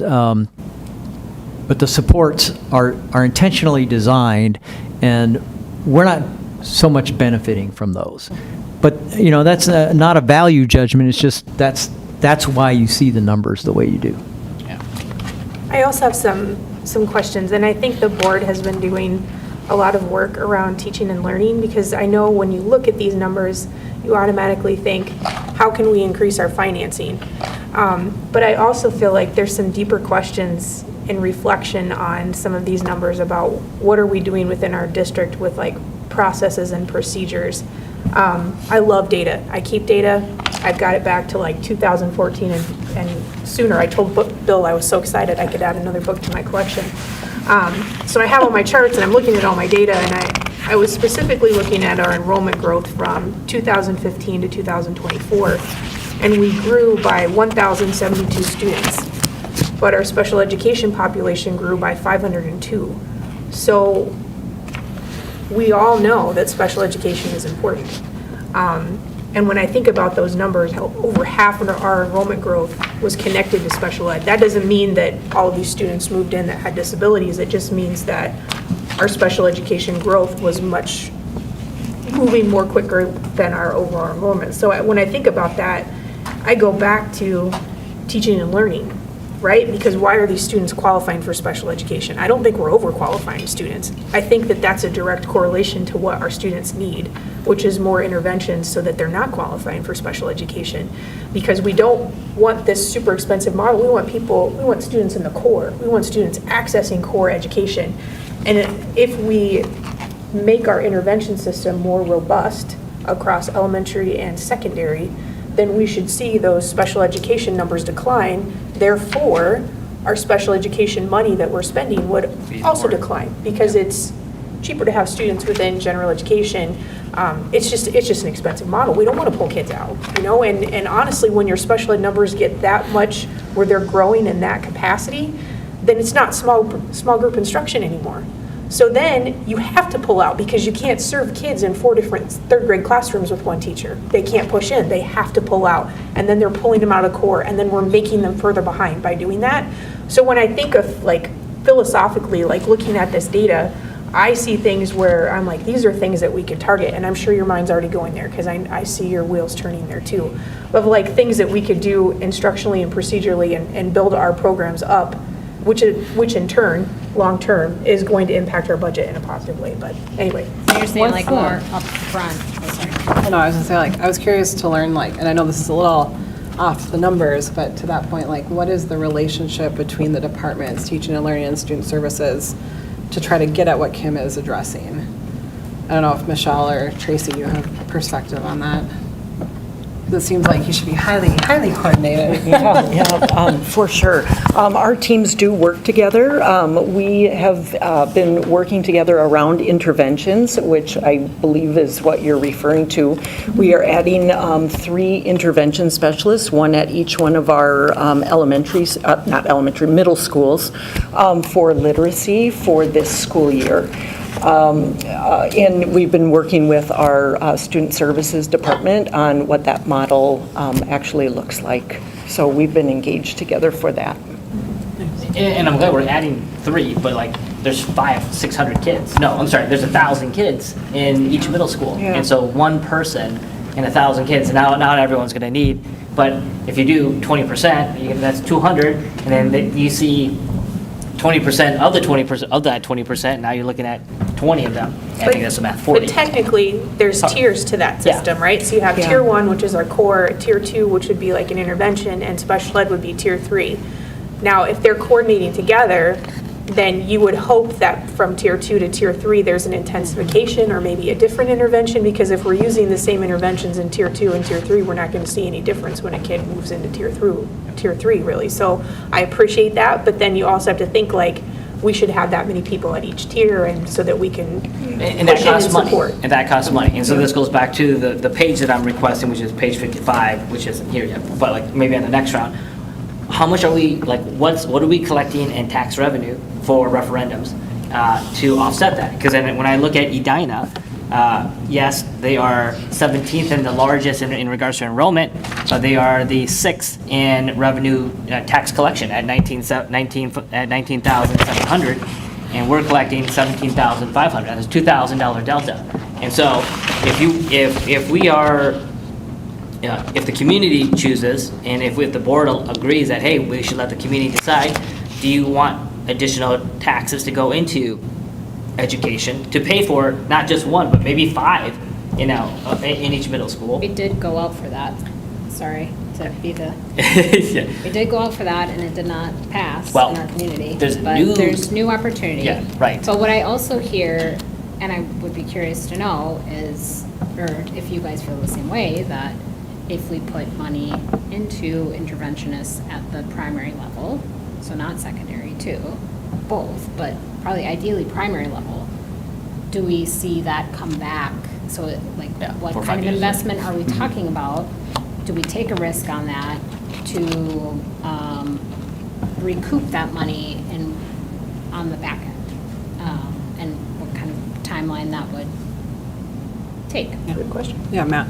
Well, and to that point, and if you're going to ask for more money, I mean, are there studies, is there any evidence that shows, hey, if we have X amount of time at tier 1 with an interventionist, we can get that kid so he has no services after 1 year?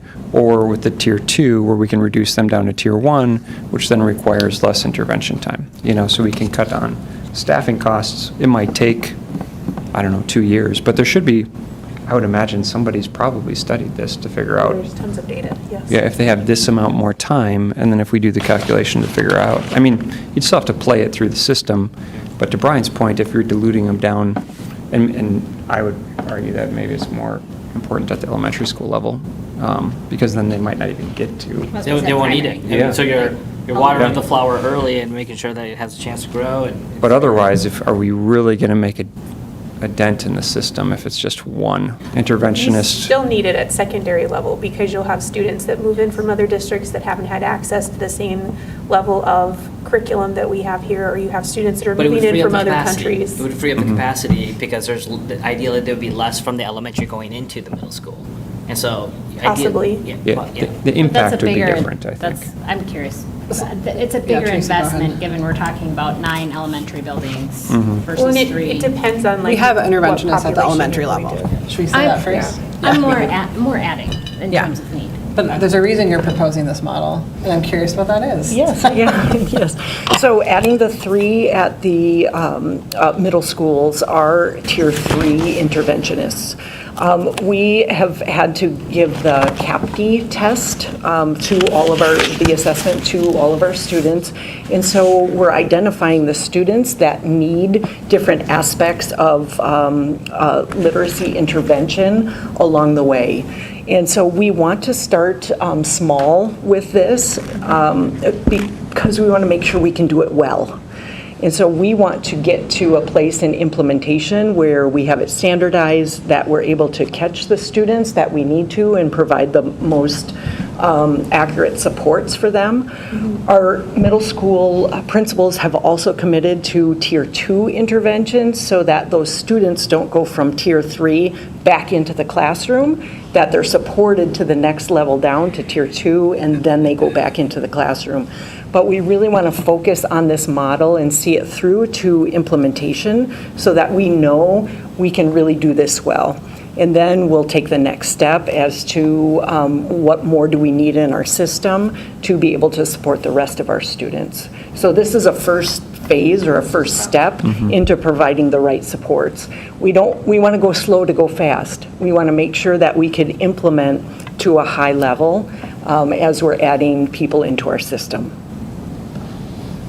I would also add too that it's not necessarily always about adding more people, although it's helpful, but strengthening processes that we have in place. So in partnership too with continuous improvement department, really looking at our intervention process and who's around that table on a weekly or bi-weekly basis to be identifying which students need support, whether it's academically, socially, or behaviorally.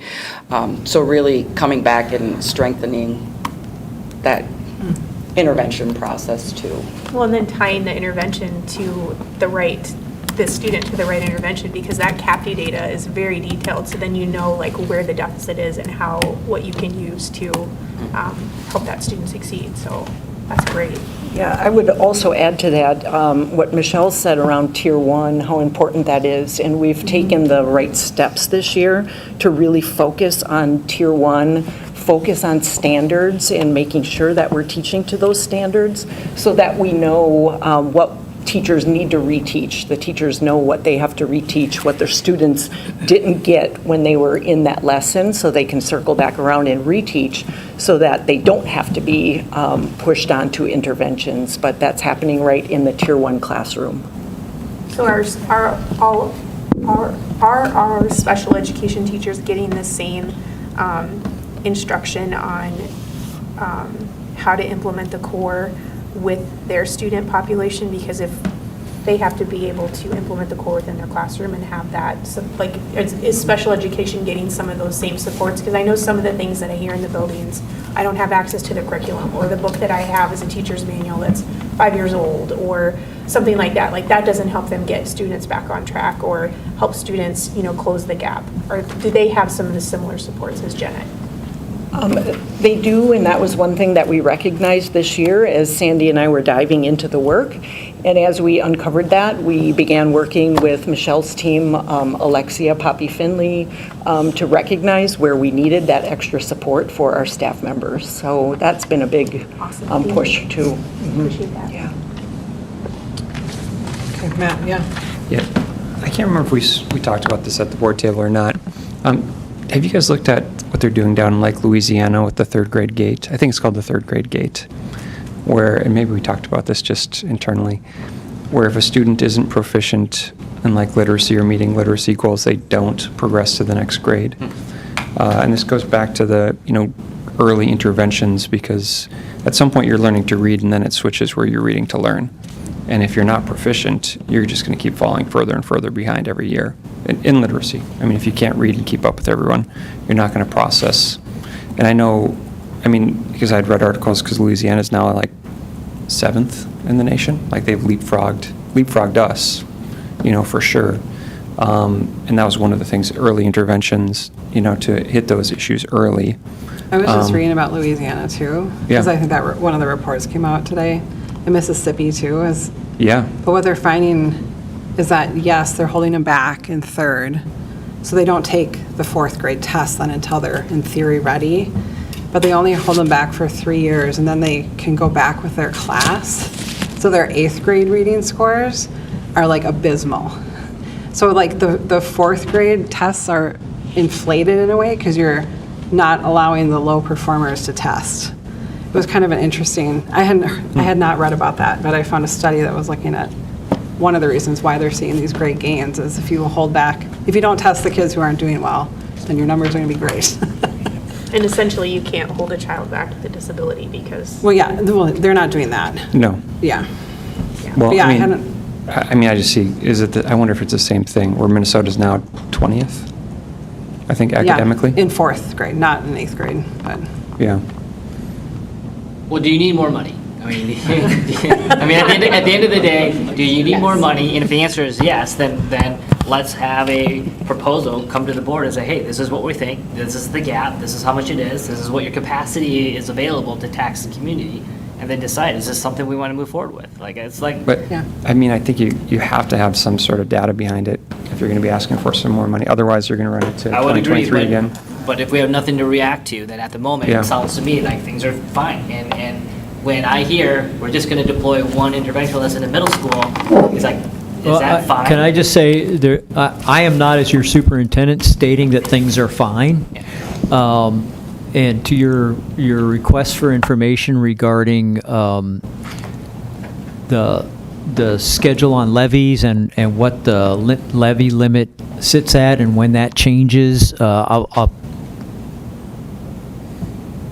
I believe I've shared that, but I will share it some more, and we will put it into the budget book. But this budget book, till the next iteration of update, I'll get it to you sooner, another schedule like that. But I think the bigger work is what you've identified, and that is what are our needs with regard to teaching and learning, and then we need to articulate what the research and evidence-based data might say about cause and effect with regard to what we're proposing. And we are on that trail. I think this kind of came out a while ago, so we are trying to do a deliberate process to set a condition, and I don't want to speak too fast out of turn here, but one of the things we just went through a bond levy for our middle schools, and I think we need to take the upcoming school year to shape exactly what you're talking about, to bring you a proposal so you can react to that, and obviously sooner than later. So I've been doing some work on trying to plan that out timing-wise, so we can do some deep work on that as well. So I'm not saying everything is fine. We do have needs, but I also want to be very careful about when we ask, and I know you do too, what are we asking for, and what's the proof in the pudding, so to speak? I think one other question, Michelle, I might, not for tonight, but leave you with, is just, I think it's really interesting that on the last page, before page 55, is Minnetonka and Wayzata, who are the two close to us in this other chart, they only have a 14% special ed rate, which is not like the other schools. Like, we're 5% higher. And I just think it's interesting to know why. Like, that doesn't make sense to me. I feel like they should all be more or less the same. And so what are they doing in that school district in tier 1 or tier 2 to help bring down costs before you get to tier 3? I'm curious to learn about that, so, not for tonight, but it's an expensive category. All right, anything else?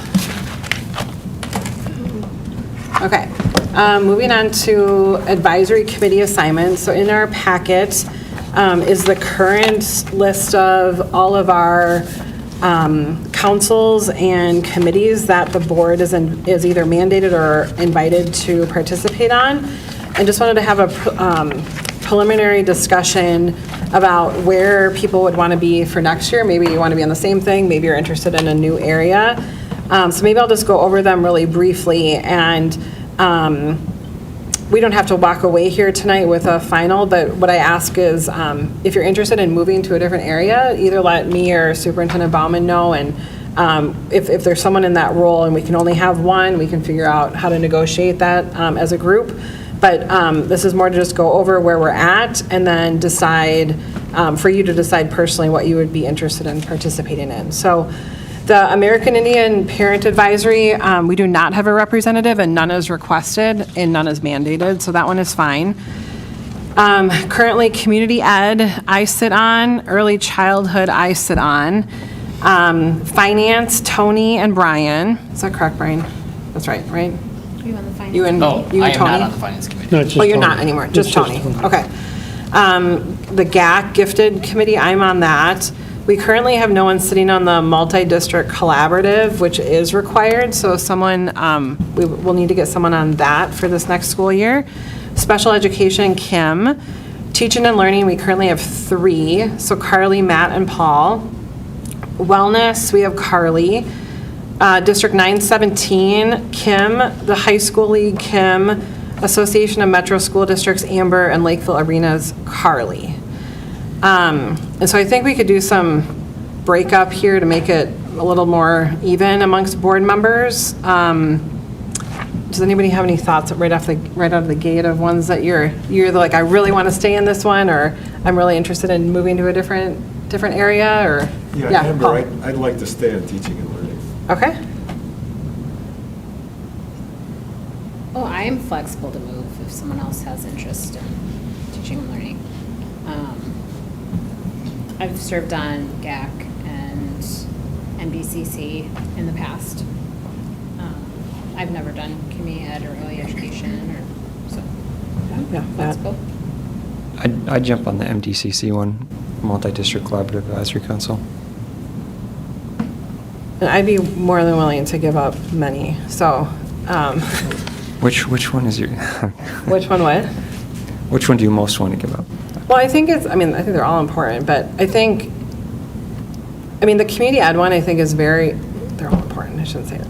Community ed brings in a lot of people who are not connected to our schools in other ways. So the committee is a lot of older adults in our community, which I think they're a really big ally for our district. So I think it's important that people are going to these things regularly, not so much, I learn a lot, I think everyone learns a lot when you go, but it's more out of appreciation for the people who are on the committees. So I think whatever people are able to commit to, I think is what's the best. And those two meet a lot. Community ed and early childhood meet almost monthly. So then you should be on both of those. Yeah, and I was told like if you're on one, you're on both, but I don't think it has to be that way. Because they're the same budget line, right? But Split that up. like community ed oversees early childhood, but I think it could be split I know up. you're interested in early childhood. Oh, I mean, if we're talking about 2027 activities, I think it may be wise to pause. Well, we're talking about Well, fall. so change. typically how the fall? board has done it is I want to do the assign. I'll do that Minnesota High School League liaison one. Wait, is that for the fall? Didn't do anything for that. Yeah, that one's really easy. You don't have to do anything. Sign me up for that. I just sign on that. Like, So then you go to the meeting? Yeah. There's like hardly any meetings, right? I'm sure There's the never Lakeville meetings. Arenas board would be it's interested. just like the clerk signs What? on it. I'm sure the Lakeville Arenas board We have a may monthly want, meeting? like, me on. I'm happy to, Well, the you can have state it. does, yes. I don't need to stay on that. I'm flexible to rotate off of anything and go on to anything. Okay, Probably cool. Put me wherever. there. maybe percolate, and if you're interested or willing to join another one or a different one, let me know. I mean, there's, But can we just create maybe clear expectations of what, like if we are trying to more evenly divide, what is the expectation? That everybody try to be on 2 committees? yes, I mean, that would be fair. And some meet way less than others, you know? Yeah. Well, and I think it's Yeah. also like an expectation, if I can't come to one of the meetings where they're scheduled, I try to find another board member to fill in for me, because I think it's important that we have, that if we're going to commit to be a presence on the boards, that we need to have a board member there. Yeah, every committee has a spot for, as you Yeah. probably know, school board update. And so we're asked to come and present about what's going on at the board.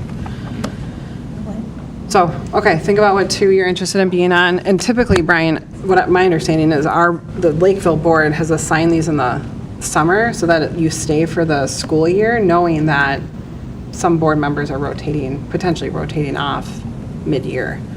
So it follows I thought they were done in January. We have historically assigned in January. I don't really. Oh, we didn't last year. I personally think that We did? It was close we to just this. didn't switch anything last year. We didn't switch, yeah. Oh, I've been told over and over, it always happens in the summer, and has for like decades.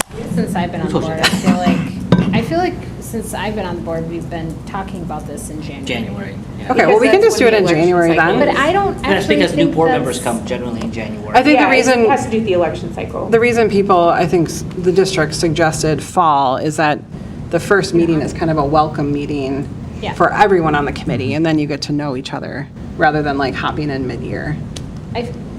I personally feel like if It we would still assign for fall, then it creates a more like collaborative year. And then if we have new board members rotating on, we can just fill in for that 6 months. for They would like people who assume the vacate. role of the Yeah. person leaving. Yeah. But what do others think? I don't know. I like the school board meetings. I'll go to that one. All right. I So was on you're- community ed and I liked it. Like, I've served on that. Oh, yeah, it's a good committee. Yeah. Yeah. But you're saying fall assignment. Fall assignment. Or are you saying, what are you saying? I've been told fall assignment is what the committees are asking for and what the district wants. Okay. Is a gifted advisory one where they learn about like how to use AI and incorporate that into their stuff, or is this No, more- it's about gifted advisory councils. So Yeah. students who are taking in Ignite and Discover and AP and Got it. those types of AI experiences. has come to the teaching and learning. It has. And, I Okay. mean, it has, and it's probably a continued discussion given, yeah. Michael, I was just told that we normally do this in January, and I feel like I was under the assumption we did it at the beginning of the school year, so, but we're gonna do it now. I think it's ideal that we do it in January. Okay. Okay. So everybody should send you a couple that they're interested in. Yeah, yep. And then, yeah. Did you, do you want to No, say something? I'll just be in touch. Okay, that sounds good. Okay. All right. Was there also the district leadership one? Or does that not have a board? I don't think member? that's happening anymore. 'Cause I PIC? used to be on that one. Or no, is it called Shared district PIC? leadership one? Yeah. That's a university. PIC is a contractually required professional issues committee. I think you may be talking about whether we're having, For the union contract.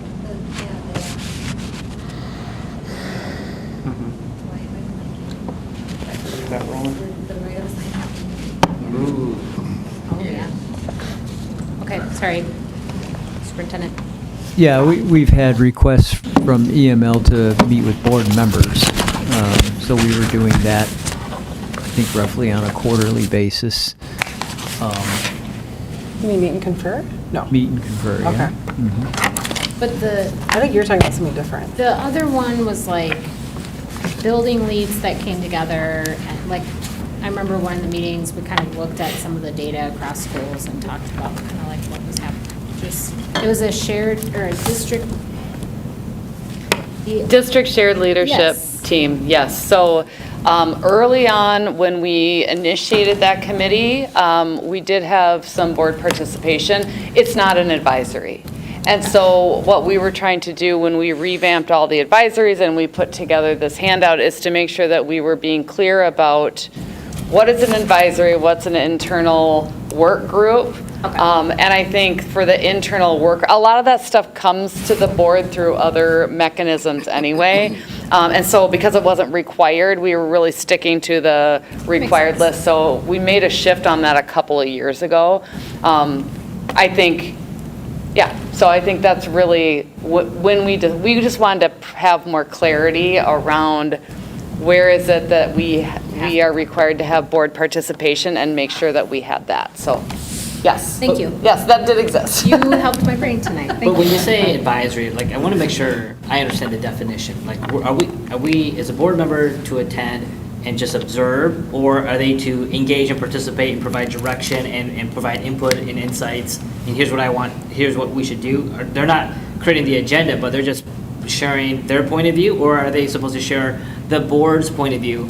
And are these advisories, like, just, like, do you guys actually control them, and we're, like, board members are there just to, like, oh, we're here if you have questions? Because eventually it's going to come to us anyways. You know what I mean? So I'm just, Well, it's helpful. What do we do? I won't say that I don't participate. I definitely don't direct things as a board member, Yeah. especially since I'm one member. But I think what's helpful is just to see what's going on in those councils or committees, and then you're able to share that out with the board at the next meeting. So I attended, this is some, with GAC, for instance, they've made some changes, or some of the things that we've talked about. So then you're sharing out to the board.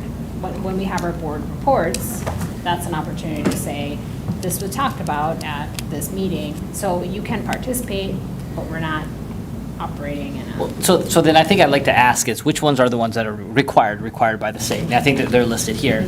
And the ones that are not required by the state, we should probably just recalibrate. Is there a value of us attending those? Or are there others that we ought to be attending that we're not? And again, the list that we have is the list that we have. I'm not saying there ought to be more, but are there more that we're not thinking of? Because if we're just going in as an advisory, like just to listen, then are these the ones that we want to go see? You know what I mean? These are all of them. These are all the ones that There are. are no other groups, There are no other groups, okay. right? Not that I know of. I Okay. You mean, can make up. No, we don't need more Right. to attend. But I'll just say advisory typically, and I can only speak to past board interaction, those were very relational opportunities for board members to interact with different public constituents. It's good to show our face, Yeah. connect with people who are serving our district. which is fair, and I'm not saying that we shouldn't, but but let's tackle the ones that are required first. Yeah. And then those who want to attend the non-required ones can, or because not every board member may want to go attend advisory meetings. Because if the intent is to learn more about it, they can choose to go learn about it on their own way, or their own pathway, or whatever it may be. I just want to make sure that we're not doing something just because it's always been before. Let's just make sure that we understand the ROI and the value that's associated with it. Well, and we are being requested, whether it's, the mandatory ones, yes, but the other ones, except for the American Indian Parent Advisory, we are being requested to attend by the district staff and often the community members who are chairing the committee. But why? Why are they requesting? Like, what is it that they're needing from a board member to share with them that an admin person could not? So we are elected by the community. Like, we're community elected representatives. And so when we go to an advisory council that's made up of community members, we're their voice on this part. We're supposed to share in our board report, this is what was discussed by the council and the people on that council, and we're supposed to share it with the rest of the board. Well, Like, doesn't I that feel come- like that's our role. What- But they serve a different purpose. They're district administrators. They work for the district. We're elected by the public. Yes. And that's the way I understand it. Which is fair, and that point of view is your right to have. But as an elected official, my point of view could be different. And so if I, as an elected official, if I choose not to go to those advisory, non-required events, and if I want to be on the board and share my point of view and vote on things like that, that's the role that I choose to play. So. Yeah, we can't force board members to be on any of them, Yeah. right? We do have to fill some of them. So I think some For the people. ones that are required by the Some state. people will just Yes. step up and Yep. fill, right? I that's- think it's an But- opportunity for board members to be more educated about what we're doing, right? Yeah. And to interact with people that we often don't, and are, like, most of the committees I'm on, it's not people I would normally talk to. Young families, like early elementary, older adults. And so this is my opportunity to. But that's your preference. It's also our constituents. Yeah, Like, and our they're asking constituents. us And that's to do one it. pathway for you to talk to your constituents. That doesn't mean that I can't talk to constituents in my own other pathway. So I just want to be mindful that, like, hey, while these advisory councils are fine, and we have no authority there, we're there to listen and hear what's going on in that respective area, but we ought to be getting those recaps and updates anyways from our superintendent. And so, But I hear you saying you do That's not all. want to, you do not want to do this. no, Is there any- I'm not saying I don't want to do this. I am saying, I understand that, but I want to say that this is one of those where, as a school board elected official, the elected official should have the autonomy to decide how they want to engage with the community. And advisory committees are one pathway, and non-advisory committees are another. I think, That's all. how about That is this? all. How about this, Brian? We're not gonna be like, you have to go to I whatever, understand. finance. I know. But if you sign up for one, the expectation is you attend. I agree. So if you're not able to do that, then let someone else go. Because I think there are gaps here, right? Where people are listed at times and there's no one showing up. And so that's just not a good look for the board. So I think if you can't do it or can't commit to it, that's fine. We're not going to force you. But please only sign up if you actually want to be part of it. And my question is then, what are they needing from a board member that they can't get from an email to the chair, an email to the board, a conversation with the superintendent, and a recap to be provided to the superintendent and shared to the rest of the board? I feel And like so, we're on a where's the repeat. gap? I feel like we're on a repeat. So I want to serve on. No, we some don't of need to these. go through So and it's raise just- hands right now. No, but- no, no. But I think it's important for us to know going into assignments, like perhaps just set a date by which. Yeah, if I don't hear from people, I'll just assume you don't want to sign up, and that's fine, right? And the people who do will. Have to cover these so that we don't have some committees or councils that are not covered and some that are. Right. Yeah. Yep. So. Yeah, that's it. Okay. All right, moving into goal setting. So I'll turn over to you in a minute, Michael, but in conversation with, thank you for being here, cabinet members. I didn't realize everyone was going to leave. Oh, you're welcome. Okay. But I want to hear about the expectations. I know the board has discussed wanting to set goals for this upcoming school year, and as well as Michael's been interested in that. So what I asked Michael to do is to prepare a draft set of goals for him, which translate then to the school district goals for us to react to in discussion. And so I think that's what Michael's going to hand out here in a moment. I think what this is really based on is the continued work of this board. So the strategic plan that we're working off of, from the data and metrics that we've asked and the goals that we've set accordingly with those metrics, and other priorities that the board has identified. And so I think it's important, like, we don't just completely shift gears to a whole new set of things because we're working on building, right, over time, strength in these key areas. So I think that's what, Michael, you've developed. And can I just let you go through it and then people can react based on that? Yes, thank you for Okay. sharing that. So I printed because I didn't know who would have a digital device and who would not, so. Thanks. Yep. Is this an open session or a closed session? This is the open session. Don't forget, Mr. Cohen. Thank you, We're not evaluating. Yeah, it's just old. Yeah. Did everybody get a copy? Yeah. Amber, did you? I can open mine on my email. Okay. So, just as the board chair said, my thinking on this task was build on where we are as a school system and what the board is looking to do. So, I tried to write a purpose statement so that we could stay focused on that, which, I feel is we should not go off on some other tangent. We should stay and build on what we've been working on together. So we have the QDR or QBR. We've used those terms interchangeably. I think we've landed on QDR because it's data focused.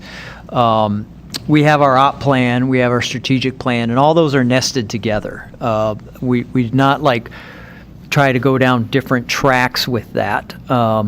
So that's what I tried to do here, and I think the overall objective is 4 or 5 goals that are strategic level, and we can talk to what the data sets are. And that's what I wrote in here. So if you just start with the first goal, student achievement, readiness, and system performance, I think that is first and should be first. And what I'm trying to articulate here is work on our instructional systems with a focus on student achievement, student growth. I think graduation outcomes and readiness for post-secondary success, those are all the things that I have noted in the conversations that we've had. And then to talk about metrics, MCAs and MCAs, both for reading proficiency, math proficiency, growth trends, and then we use FastBridge as a local assessment growth indicator. So all those things are already built, and it's saying, okay, are these the right growth metrics to focus on? I think we've already kind of settled on that. And then the second goal is student experience and engagement, and that's more tied to the strategic plan and the desired daily experiences, but with some metrics. If you go down and look at what I'm recommending as metrics is chronic absenteeism rates, average daily attendance rates. These are all things we've already kind of talked about, I think. Any major behavior incidents, which the implied task there is to how do you data collect on that and report, and out of school suspension rates as all indicators. Can I pause there just for a second? Yeah. I like these metrics, but I'm not so sure on the attendance one where some of these metrics aren't within your control to like. Well, I'm responsible for everything the school district does or fails to do. But I'm not that's gonna the give you- approach I take. Understand, but if a parent or a student chooses not to attend school and the standard protocol is there, phone calls and whatever it may be, an unfavorable chronic absenteeism rate isn't one that I would say if it's on scale in your district, you got a problem, and your leadership superintendent probably should be shown the door. Well, I think the question, what you're getting to is like, well, what do you do to address What do you do it, to- right? what do you- yeah. And I think that's where you can have systems. Well, it's I think corrective there's action. Are the lots of systems in evidence. place? If all those things are working from my level down, then those numbers should be, they're not going to be zero. Right. But if there's like a growth trend there, Yeah. Right. then you ought to be saying, What are you doing about it? Superintendent, why is that happening? And if it's like 50%, I mean, Yeah.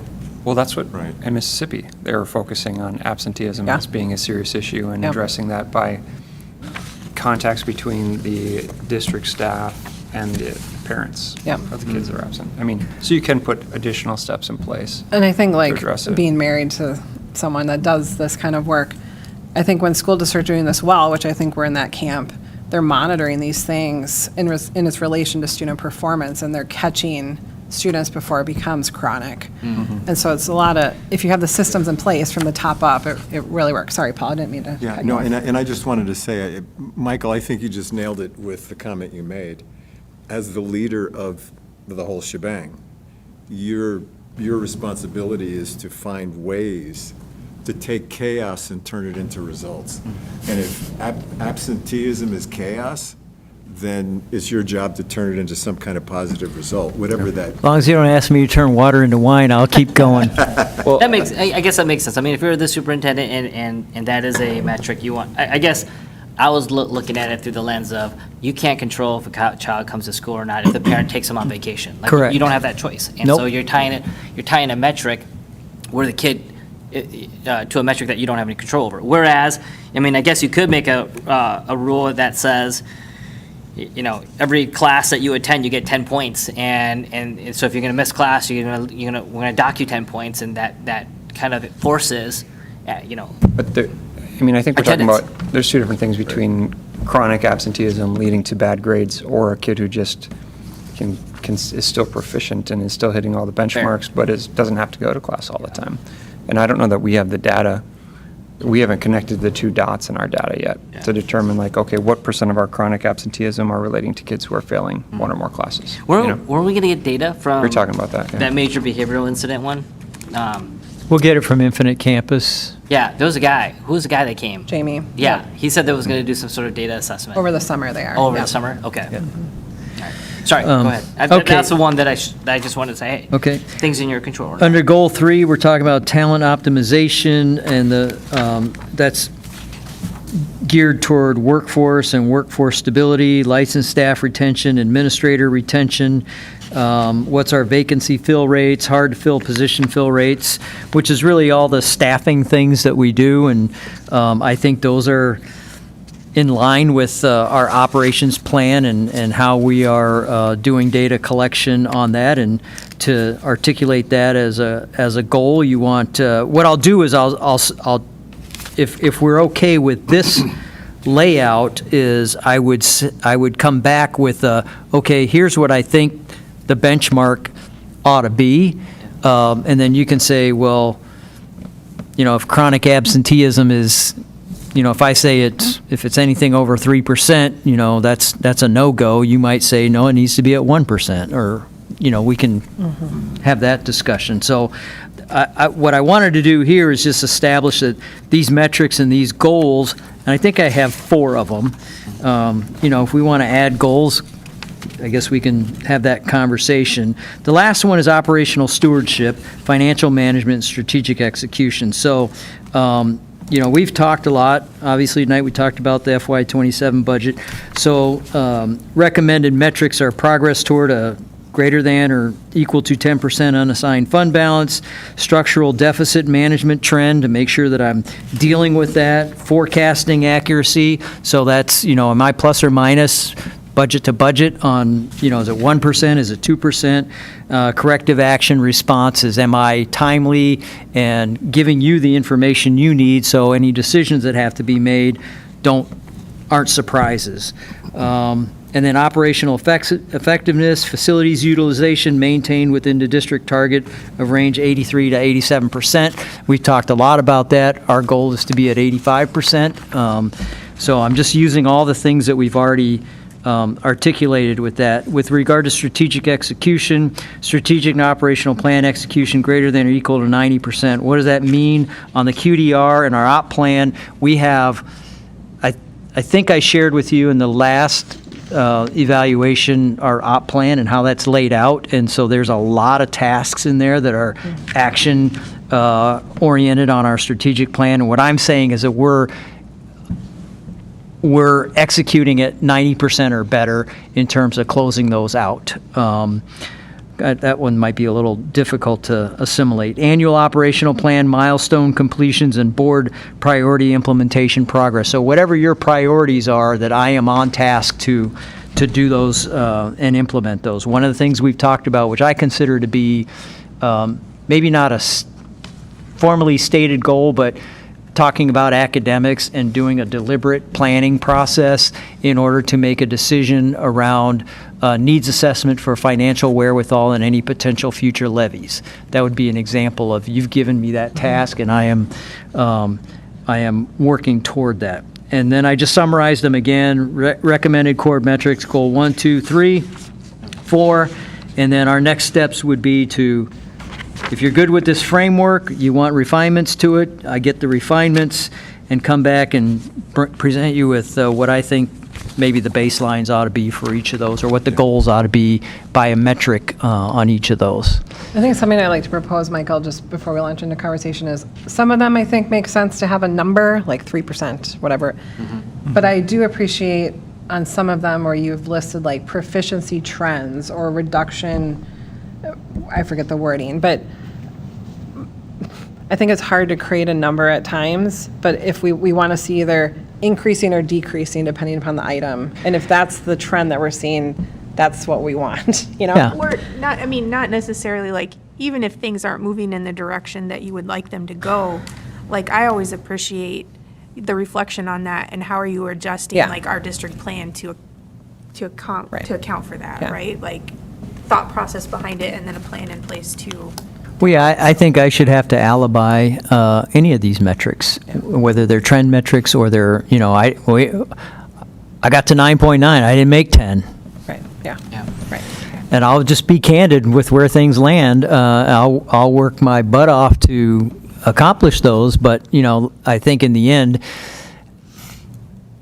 I have to lead in a way that creates the conditions from the district office to the classroom that are positive and can move us, you know, as an organization toward those goals. I feel like I can do that. I feel confident I can do that. And I worked with other people to shape these, but these have been 2 years of talking about what's going on in the district, and I've tried to codify those here and capture those here and stay on plan with what we've been doing now for the past 2 years, or at least since I came back. And I think that this gives us our best opportunity at actually accomplishing that. Kim and Matt? Before we start discussion on this, I'm just trying to figure out what our expectations are with this.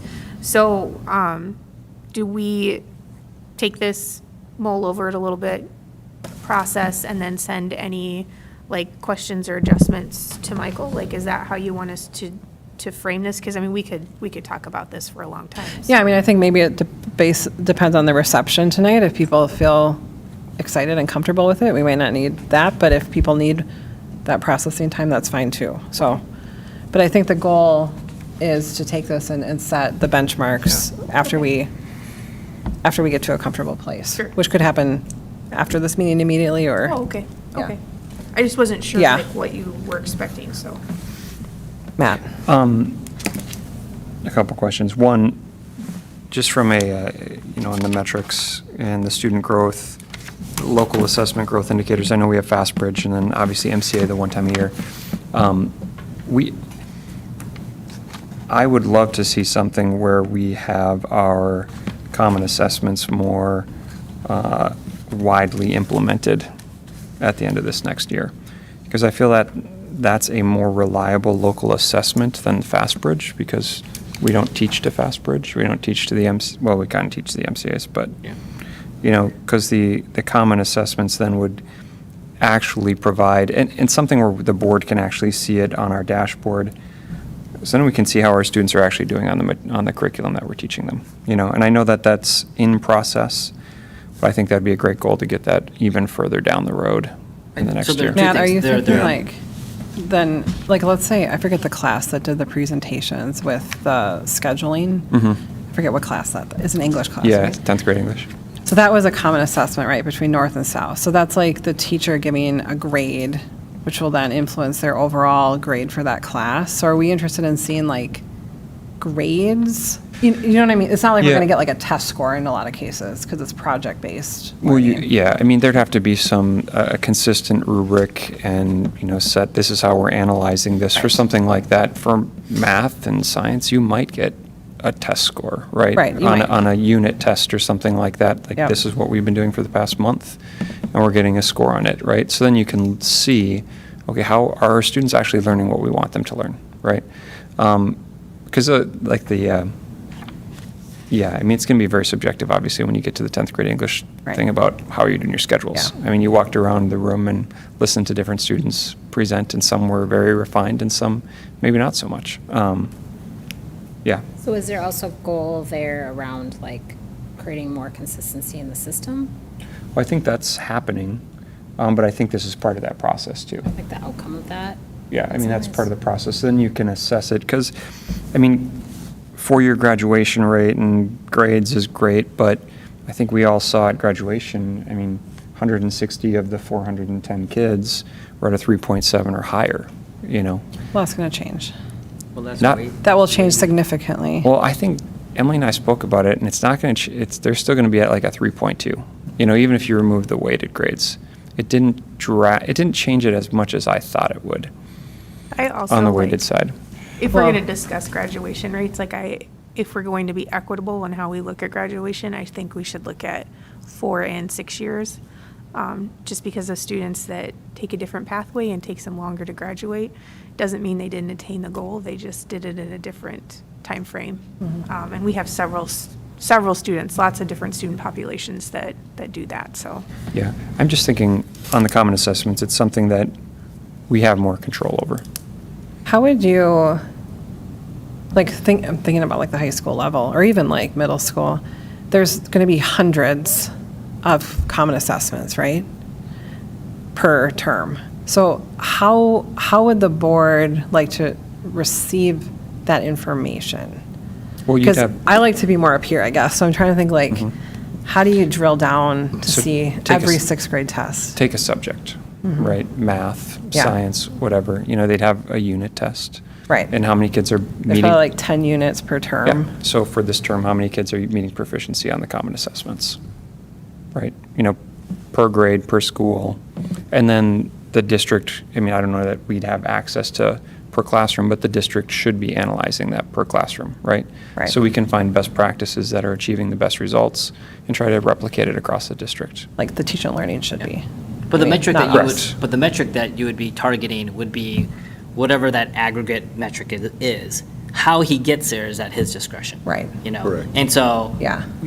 Correct. So there are two things we've got. We've got metrics that do we agree with, well, I'm sorry, what's the metric that we want to track or we want to see that we agree with? How he gets there is at his discretion.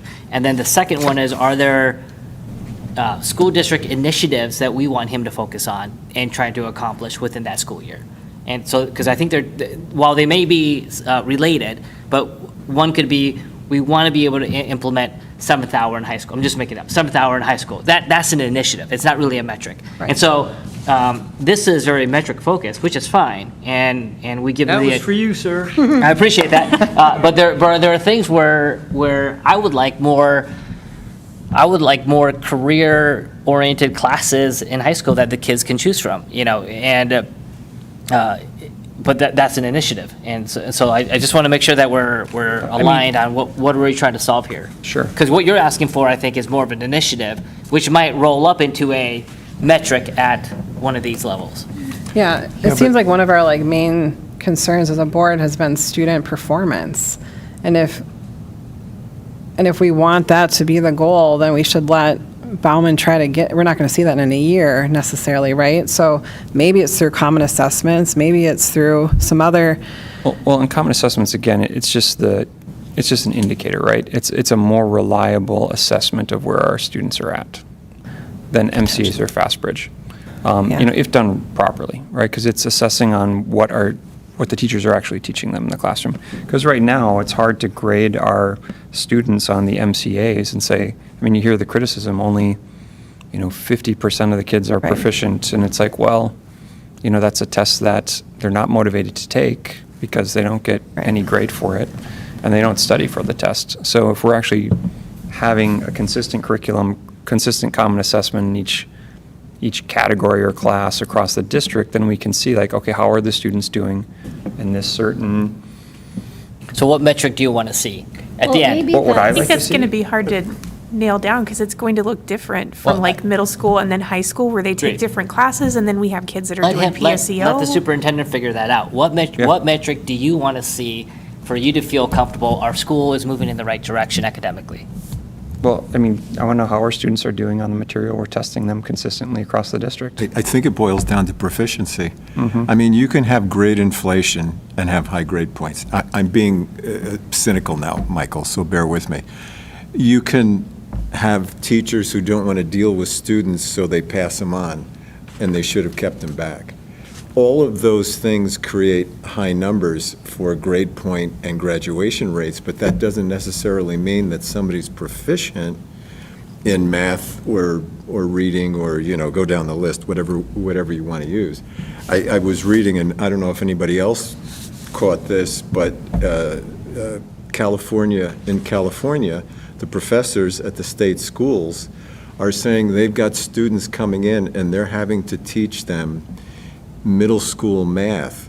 And what they're saying is that the California schools are just pushing these students through, and by the time they go to college, and even if they don't go to college, let's say they want to be a plumber, because I'm absolutely fine with that. You still have to calculate how long a pipe is, right? So the point is that college professors in California at state schools are starting to sound an alarm and saying, your whole state school system, public school system, is blowing up numbers, and everybody thinks we're doing great, and I'm getting these kids in school, in college, and I've got to teach them middle school math. So then. So are you saying these proficiency numbers are right on? I'm saying the proficiency numbers are needed. Yeah.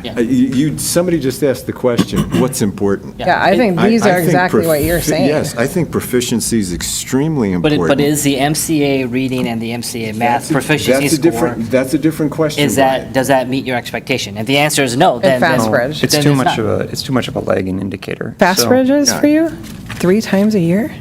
Yeah, I mean, by the time you find out, right, and it's At not. the board Years- level, years at the, lost. we are asking him to drive numbers up at the system. But Michael, And he can do that, in my opinion, with But those again, indicators. so- at the, so the- at so the if you're doing test it- level. So they're changing curriculum, right? Aligning curriculum with the benchmarks, which aligns with the MCAs. Yep. So if we're doing that, across the system with consistency, we're already going to have the data, right? The common assessments are already being built in.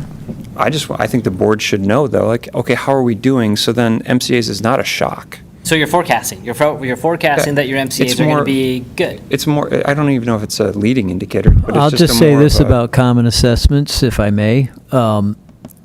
The build process is not mature by any state of the imagination. We are diligently working on that, but if it's something as simple as I want 50% of the courses across the school system to have common assessments that are vetted, okay. If it's I want data from the from those brought to the board, that might be a little harder to do. Might be on a smaller scale. I don't know, but That's what I was trying to understand. kind of where we are, because I had to reconstruct the SBR process, and common assessment builds are part of that, but it's a deliberate process. So I'll just throw that out there. I'll do what you want me to do, but can't squeeze blood out of a turnip as we are right now. But I think that's what I was trying to understand earlier, is like part of this, there's systems level work happening. And it's part of our job as a board to understand what's fidelity at this point in terms of what is being rolled out and how is it actually shaping out in the schools as we want it to, versus when the data may lag behind that in the coming couple of years. But I also think I think your point is a good one, that we often don't feel like MCAs are capturing how our students are actually doing. So perhaps an idea is just for a question for Tracy or Superintendent Bauman, maybe you have an idea, but is there anything else that we can use as more of an indicator? I would say FastBridge, because, I mean, I don't think it's my job as a board member to know, like, what Johnny got on his second quarter science exam that happened, like. I don't think he's asking for I that. just don't think we need that level of detail. Well, those are common assessments, I think as a right? parent, the FAFSA just came out. We got the email last week. And I look at my kids' grades. I don't even know what they mean, M and in elementary. The FastBridge scores I am hyper looking at because it tells me how is my kid performing to other peers in Lakeville, but other kids across the country. And that tells me, are we on track or not? And while I think common assessments are really important and those can drive towards good scores on these standardized tests, I just think we have to pick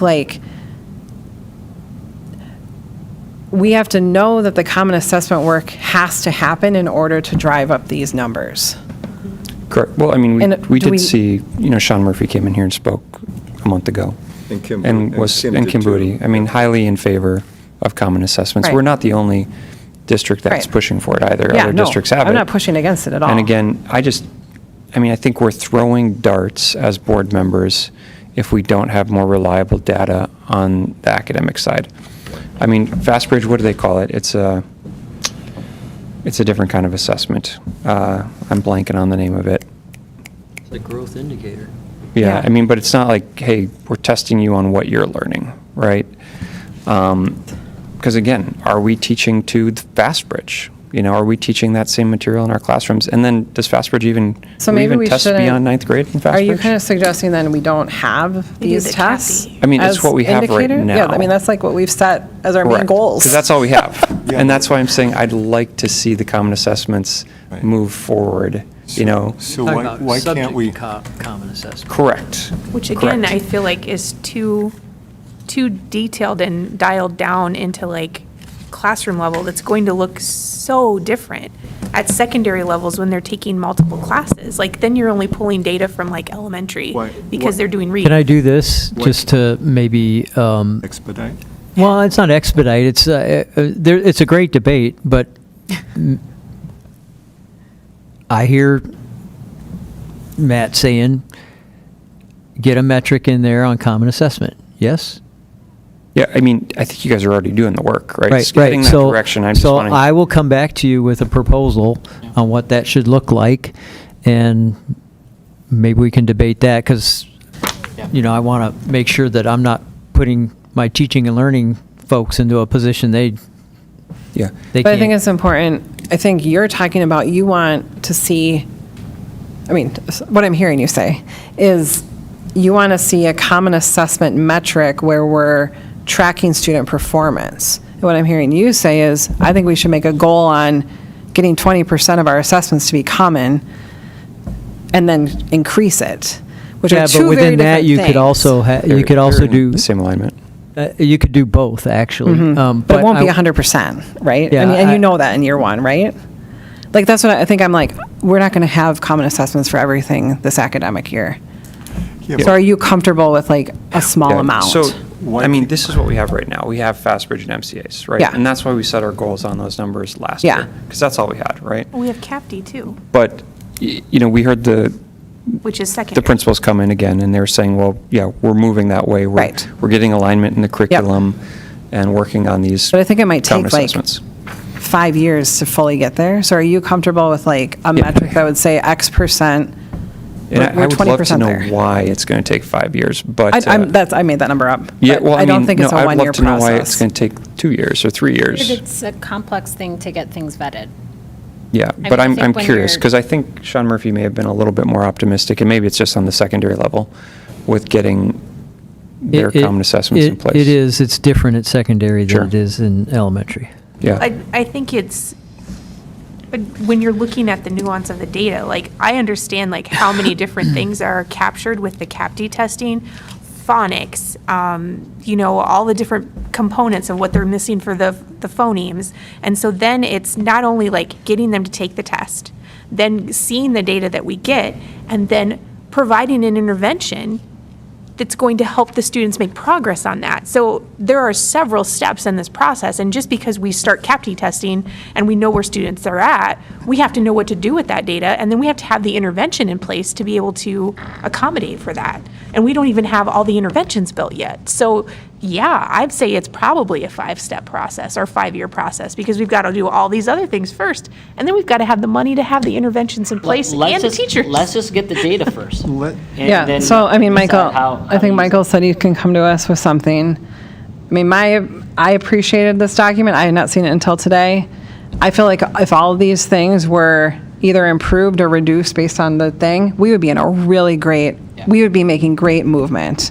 And so I think, while I think we can cherry pick and add things, and we should if there's critical things, I'm not, I also want to be cognizant of, like, we can't have everything beyond this document, because otherwise nothing will get accomplished. Brian, did you Sure, want you to say can have something? it. But you might get parts of it, yeah. Well, they're singing a bunch of So I'm going to throw an idea out here, because and the reason for that is because we're going through some calibration exercises at my work. As a leader of a respective business unit or department, I'd love to be able to, I want to put some sort of incentive tied to something like this. And so with the executive team and the superintendent, I want to add some sort of incentive bonus structure in something like that. So that's my, I don't have a specific dollar amount or a percentage, but while it is a job, it is your salary, but these are metric-driven initiatives. And so if there's appetite within the board, I don't know when is an appropriate time to discuss, can an incentive bonus structure be tied to annual goals and the executive team to ensure that there's alignment and a drive towards these metrics. So. Not if the metrics are questionable. I mean, we were just debating MC. Agreed. So we have to align on whatever the goals are and figure Exactly. out how we get there. Yeah. But and I don't know financially how that would work, but that is the direction that I'd like to go. I think don't my think only it's fair. challenge with that, and I'd like to learn if other districts do that. I mean, I like. And they may not, and I don't think they are. And not that we have to do what they do. Yeah. At least in higher ed, that would be very uncommon. Either you do it or you're not here anymore is the incentive. Because there isn't just like extra money and then in a system like this, a lot of yes, we need the superintendent working at a high level, but we need the kindergarten teacher too. And to separate the two from one getting incentivized through money and the other not, I think is But very. they're different contracts, or different. I realize that. mean, I realize that's that. a little different in public business where, Right. or private business Private says, business. we've got folks that don't get bonuses, they don't get incentives. But when you've got senior leaders that are responsible for operating, managing, and delivering on the results of a $250 million operate, a $300 million operation, well, this isn't a very, it's not something that would be an outlier, so. But maybe in public education. I think we might be it a is. long way from evaluating if correct me if I'm wrong, Michael, where we could effectively evaluate that for every staff member at the cabinet level. I mean, it'd be contractual too. You know, that'd be the challenge. So you'd have to do it at the time that you're renewing contracts or updating Correct. contracts. Yeah. I mean, it's interesting. I mean, why can't we just say, hey, we're going to add, because we're not changing their existing contract. We're just saying, if you're going to meet these metrics, guess what? We're going to provide an incentive structure. Because then you are could, changing you it. could account for it in your budget though. Like, we're going to have X amount of dollars to hit bonuses. Yes. Available for bonuses if they Michael, do you come know of other districts that fruition. do anything like this? I'm not aware of a contract that's structured like that. I think part of it has to do, I don't know if a superintendent would want to take that. I would just, Why, I don't know. well, I understand what you're saying because It's an incentive the problem structure. becomes here's one of the things, and I think it's a legitimate. It would be, in my view, and I'll just make it my view, a legitimate concern of a superintendent to in pay structure not outpacing what the rest of the organization is operating at. I understand the value of incentive, but I think in an organization like public education that is got a lot of labor unions, I would not, as a superintendent, want to do that. But I'm maybe an anomaly because I also don't take any pay increases. I didn't do that in my contract. But that's a value judgment that I take because I've watched news reports about superintendents getting percentage raises higher than, say, the teachers union. And I think that's bad optics. The other challenge is, I think just what Matt said, that, during the contract negotiation process is when you have to set that. And people might balk at it at the next echelon below, like at an executive level, they might say, well, that doesn't work in the system. I don't want to be advantaged in any particular way with that. But others might have a different opinion on that, and I would respect that. I just think an incentive structure like that would be very difficult in this environment from an optics perspective. And that's just my candid response to that. So, Michael, if we take an incentive and move it aside, yeah. And Brian, I know it's done in private business all the time, and it's very motivating, by the way, very motivating in private business. You still have an economic lever with merit increases, because correct me if I'm wrong. I don't know if there's a grid for the executive staff, not union, but the executive staff. But I'm assuming you have the ability to say you get a 2% raise, you get a 5% raise, because you're. I think it's baked in your contract, isn't it? Well, there's contracts that have that, and then there's I've worked in two different systems. One system when I was in St. Paul, it was a 3-year contract and I'm talking at the executive staff level, and it was a set percentage year over year, and you signed it out of line, and that's that. I've been in other districts where your pay setting collective bargaining agreement becomes the percentage change that you have for your non-affiliates and whatever other structures you have, and they stay on pace there. That's again a fairness thing, because then you get into the conversation around whether they're getting more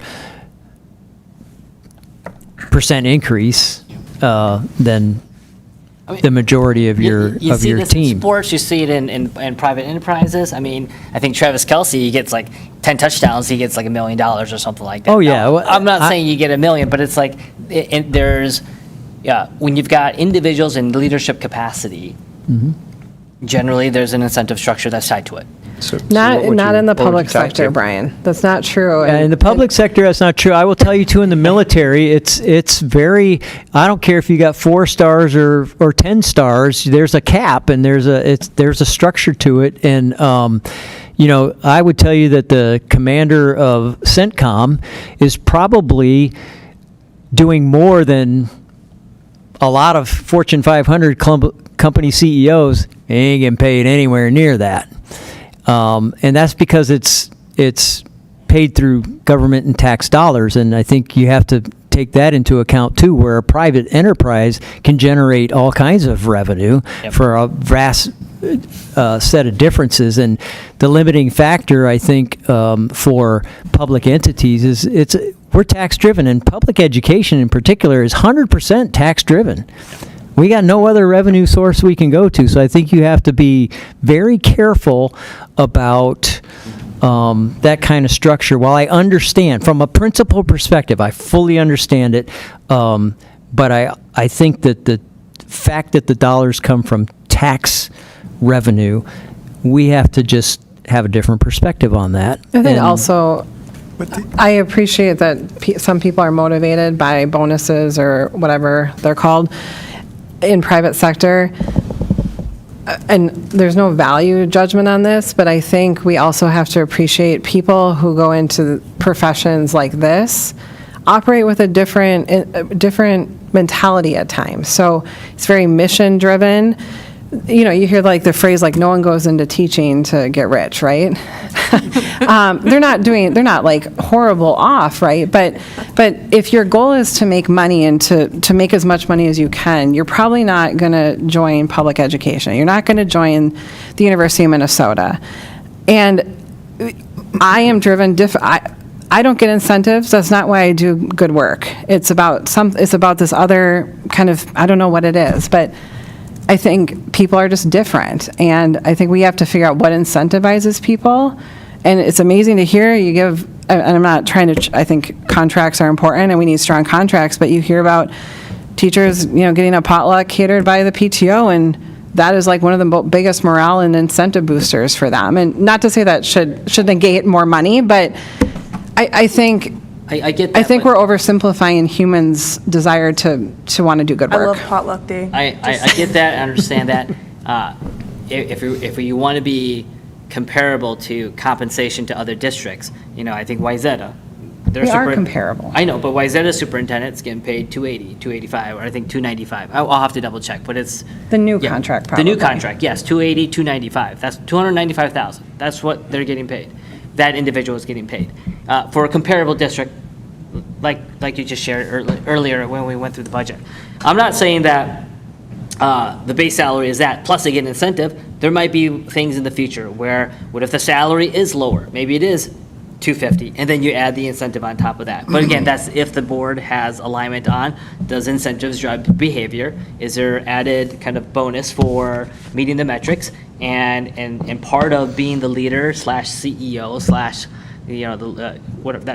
/ that's part of the structure. And so I'm throwing it out there. Yeah. Sounds like there's lots of appetite towards this endeavor. I'll only add that this year was the first year at the VA. Yeah. We have had, you get 1% of your salary if you meet certain metrics. But everybody has been in that together. This is the first year that there was different percentages based on your supervisory level, and I think that fell very flat with the staff. That it's already based on your salary, and now people who make more get higher percentages. But that's like standard in corporate America. Anyone who That's has a what I'm job. saying. It's a To different. Amber's point, Brian, I did not go and work in the VA because I want to make the most money I possibly can. It's mission And it's not designed to make. I know. It's a different entity. But So it's not sometimes designed for you to cannot- make the most money. Sometimes It's- you cannot take your business experience and exactly apply it to public education. It's Well, not apples and apples. I mean, in Brian's defense, we do have at the director level. If you don't perform, you might not get renewed on your contract, right? And that's very real. And so, It's based. yeah, so Yep. there's a downside to it, but then he's talking about adding an upside. Yeah. To a point where it's not a bad idea if you've got a district that's stagnant or decreasing. Maybe you need somebody that says, hey, I'm willing to take the risk. And if it doesn't succeed, I'm going to lose my job, But if it does succeed, these changes I'm going to make, maybe I'll get a bonus. So again, I think that's something contract time you can discuss. I don't know that we can. Here, I I'm hear looking on. superintendent I know. not in favor of it. He's not, but I want to just share. I just want to share one thing. I'm not. I just want to say, from a value proposition, I get it, and I'd be in favor of it. I don't think it works in public education or any government entity where taxation is the revenue source, because there has to be. How are you going to control that? Now, you did say something, Director Thompson. I think would be an approach that, if you wanted to rally around it, would be to lower that base salary and create incentives in there so that you're staying within that market rate, and that might incentivize. But if I'm a superintendent, and I'm looking for a job, and I could go here where I don't have to deal with that, and I go there, it goes back to what Matt was saying, hey, do I want to take those kinds of risks? Everybody's situation's different, so. Let's make sure we're on the same page. Channel 5 News, KSTP, had an article out on October 15th, 2025, they had superintendent compensations, and Dr. David Law, Minnetonka Public Schools, makes $298,000 as a salary. Plus, he has the ability to earn up to $59,000 a year in performance pay if he meets certain goals. So he's getting paid $350,000. Well, let's look at his In our current contract. contract, I think the superintendent is, what, 2-ish, 250-ish, or something like that, and below, Minnetonka. And Osceola's 280, Anoka's 280, and so, again, it's not unheard of, but it's one of those where if we're going to create metrics and goals, is there something that we want to consider? And what if there's backlash? There might be, but you know what? Then what if they're backlash because they want an incentive? Well, yeah, then let's make sure that if they hit their metrics, cool. Then let's give everybody incentives. Like, I'm okay with that. If we can show progress, proficiency in reading and math, but maybe for another day in an alternate universe. I'm going to say that I feel like we have a better superintendent. No, David Law is pretty good. So, I think you're pretty awesome. I'm reading what it says. Yeah. I'm not saying that But- we and need to do it, but maybe it was. maybe we can look at Minnetonka's contract, and if and when we need to recruit a new superintendent, that should be part of that contract. Just to see. But I don't know. what does anyone have any suggestions on? Is this document close to where you would hope it would be? Are you wanting something substantially different? Paul? Yeah, Michael, you said something earlier that I think was spot on, and that you took great notes last year. Because if you remember the conversations we all had up at the dais about metrics, about common, you were all sitting in the same seats I were. So a lot of that is in here. Yeah. So bravo to that. So to answer your question, Amber, I'd say 85, 90% of this I'm satisfied with. Now, we do have to come to agreement on metrics and what that number should be. Yep. And I do think that we should run two parallel rabbit trails, even though we may not have common assessment and current alignment, because I am aligned with Matt on this. We can't say, let's just not do it, or let's forget it, because it'll never happen. And if we use what we have, but we're running it parallel with the common assessment and the current alignment, I'm not sure how we ever find out who's proficient and who's not if nobody's motivated to take the MCAs and all those other tests. They are motivated when they're in the classroom. Yeah. And they've got to take a test or I'm suggesting that I add something in here. And I know you So said it doesn't have to be parallel. I'll put it in here, but obviously we got to get agreement around what that is, and I need to do a little more homework to get it there, and I'll come back with that, as well as some numbers here that we can maybe kick the can around on those. Okay, I think that So sounds. maybe I think that sounds like in good. our next work session, because you can kind of come back with some of that. When is that? July. Or do you want things I think I kind of might be wrapped up by then? I'll probably be in Tahiti. Oh, good Really? for you. I don't know. My wife's like, you gotta take a vacation. Yeah, then Yeah. you need to, yes. So I always look at July because So it has been mentioned that sometimes the board takes a break in July. yeah, we used to do that every year. Oh, really? Yeah, Yes. July was If see and many- and ya. many Maybe other I'll run school boards into do. you, Brian, on the golf course or something. I Most don't school know. boards do. Yeah, many other school boards do not meet in July. So But I'm not suggesting that. Okay. Please do not. That's a different conversation. I just want to make sure that I'm Amber, is there anything physically here to pressing do that. We and- couldn't take July. We have too many I can policy fulfill. discussions to take a break. no, we can take. Yeah, exactly. I think it's a bad idea.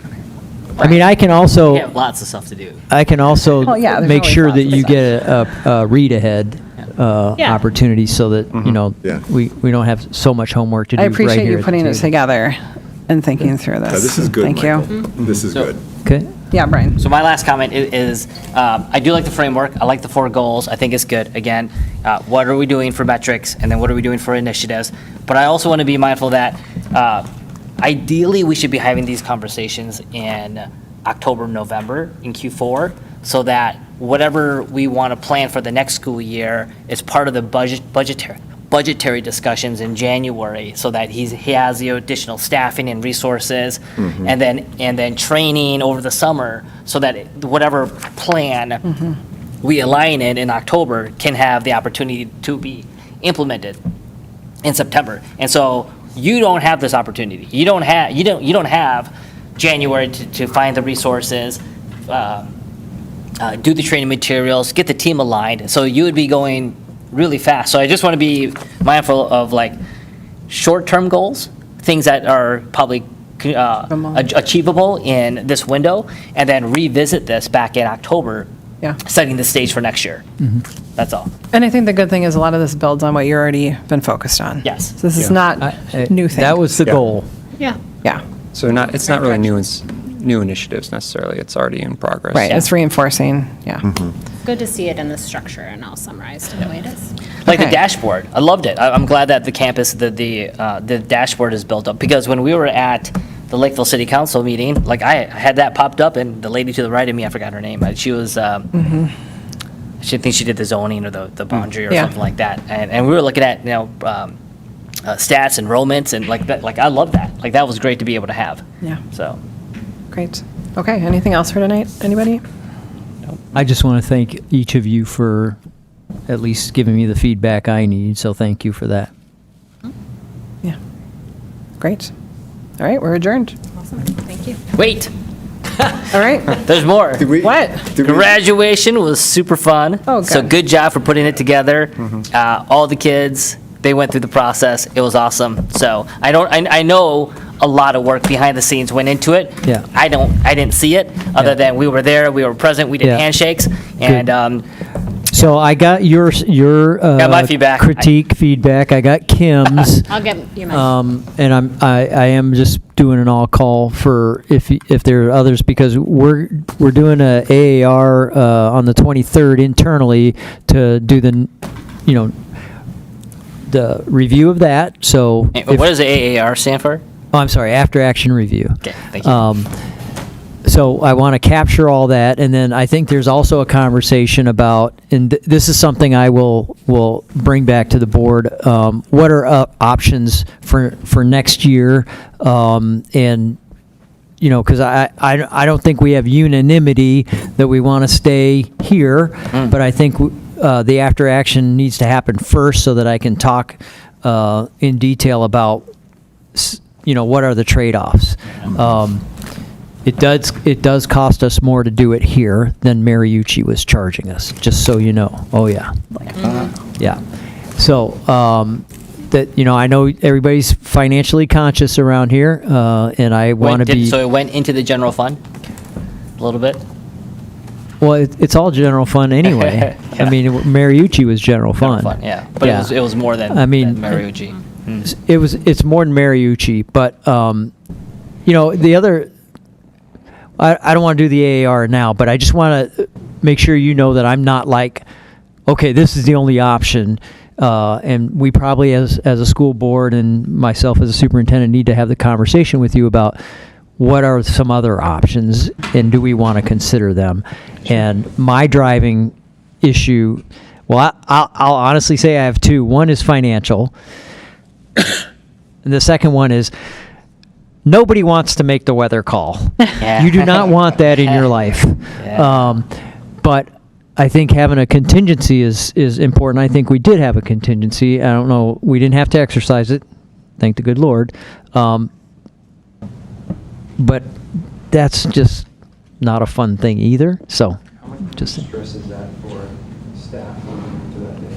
well, here's how it goes. You guys will say stuff to me, and then the rest of the staff will be, like everybody's wringing their hands. Oh, what's the superintendent going to do? What's the superintendent?